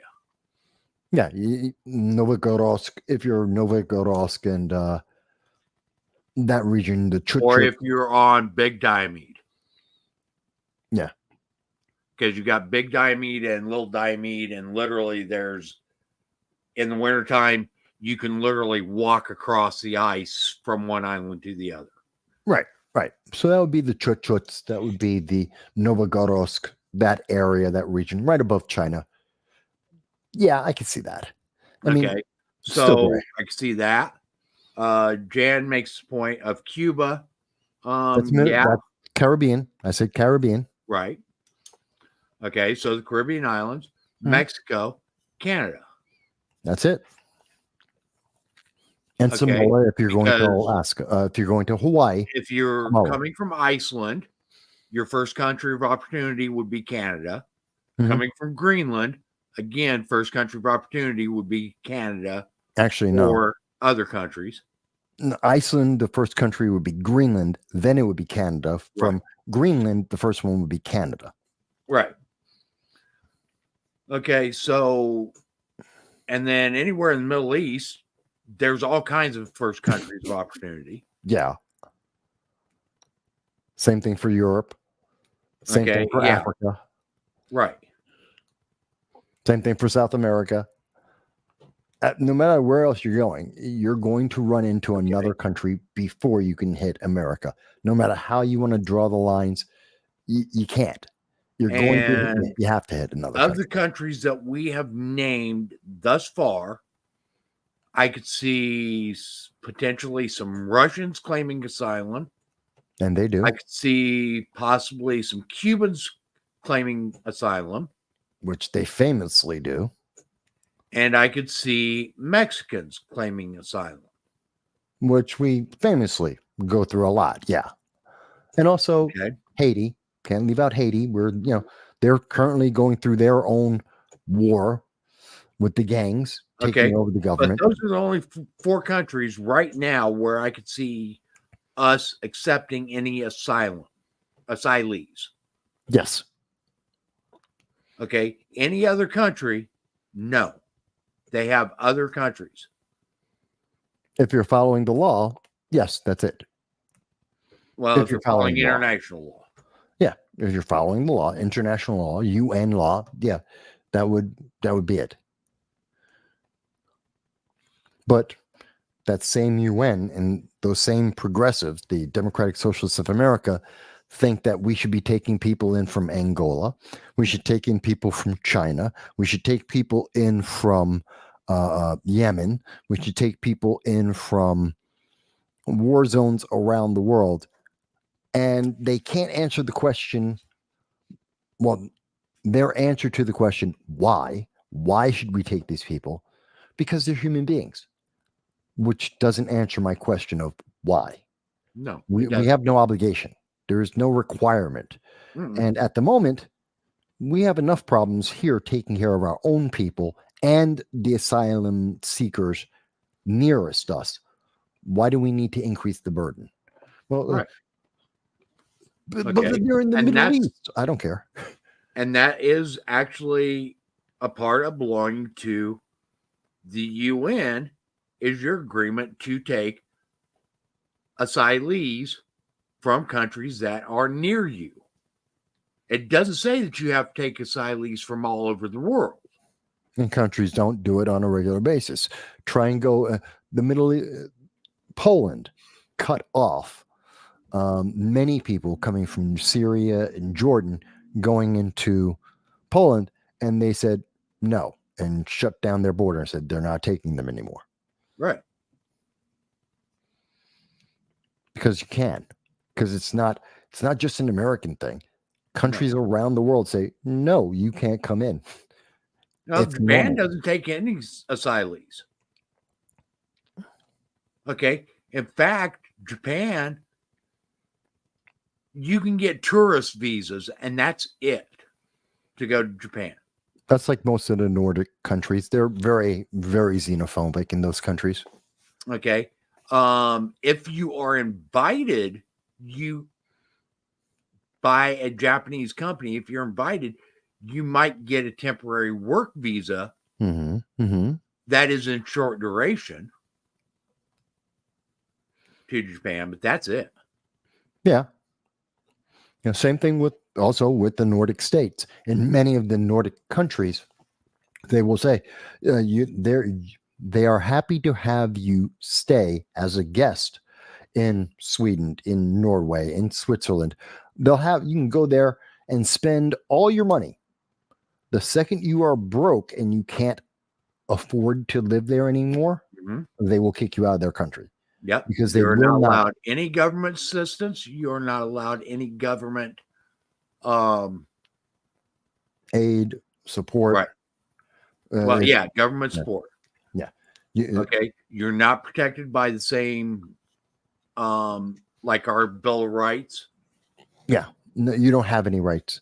You're a guest in their country, and you are only the guest in their country as long as you can afford to be in their country. And if you are suspected, you don't even have to be proven guilty.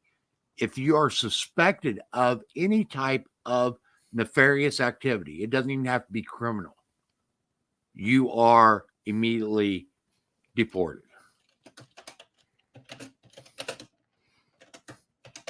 By the way, Dal says Japan started to. Oh, they're letting Kurds into Japan. Mm-hmm. I cannot see that going well. No. I haven't heard about the Kurd, mind you, the Kurds, most of the Kurds are very well, they're more closely aligned with the United States because of President G.W. Bush. They love him still. They love Republicans because of what Republicans did to protect them in the war. So I can see the Kurds being very much more aligned with America, but to see them go to Japan, I don't even know why you would want to go. The culture shock is crazy. I mean, at least in America, you can find pockets of Kurdish individuals, ancestry in America that you could live around to help you assimilate and become an American. You're going to Japan, there's nothing that's close to the same. Even if you're a Kurdish Christian, that's not even like being Shinto religion in Japan. It's just, I don't even know what that's like. That's crazy. So I'm not surprised there's a bunch of crime about that. So right. So like we said, okay, unless these countries that we've mentioned, okay, unless you were seeking asylum from one of those countries, your asylum should instantly be denied.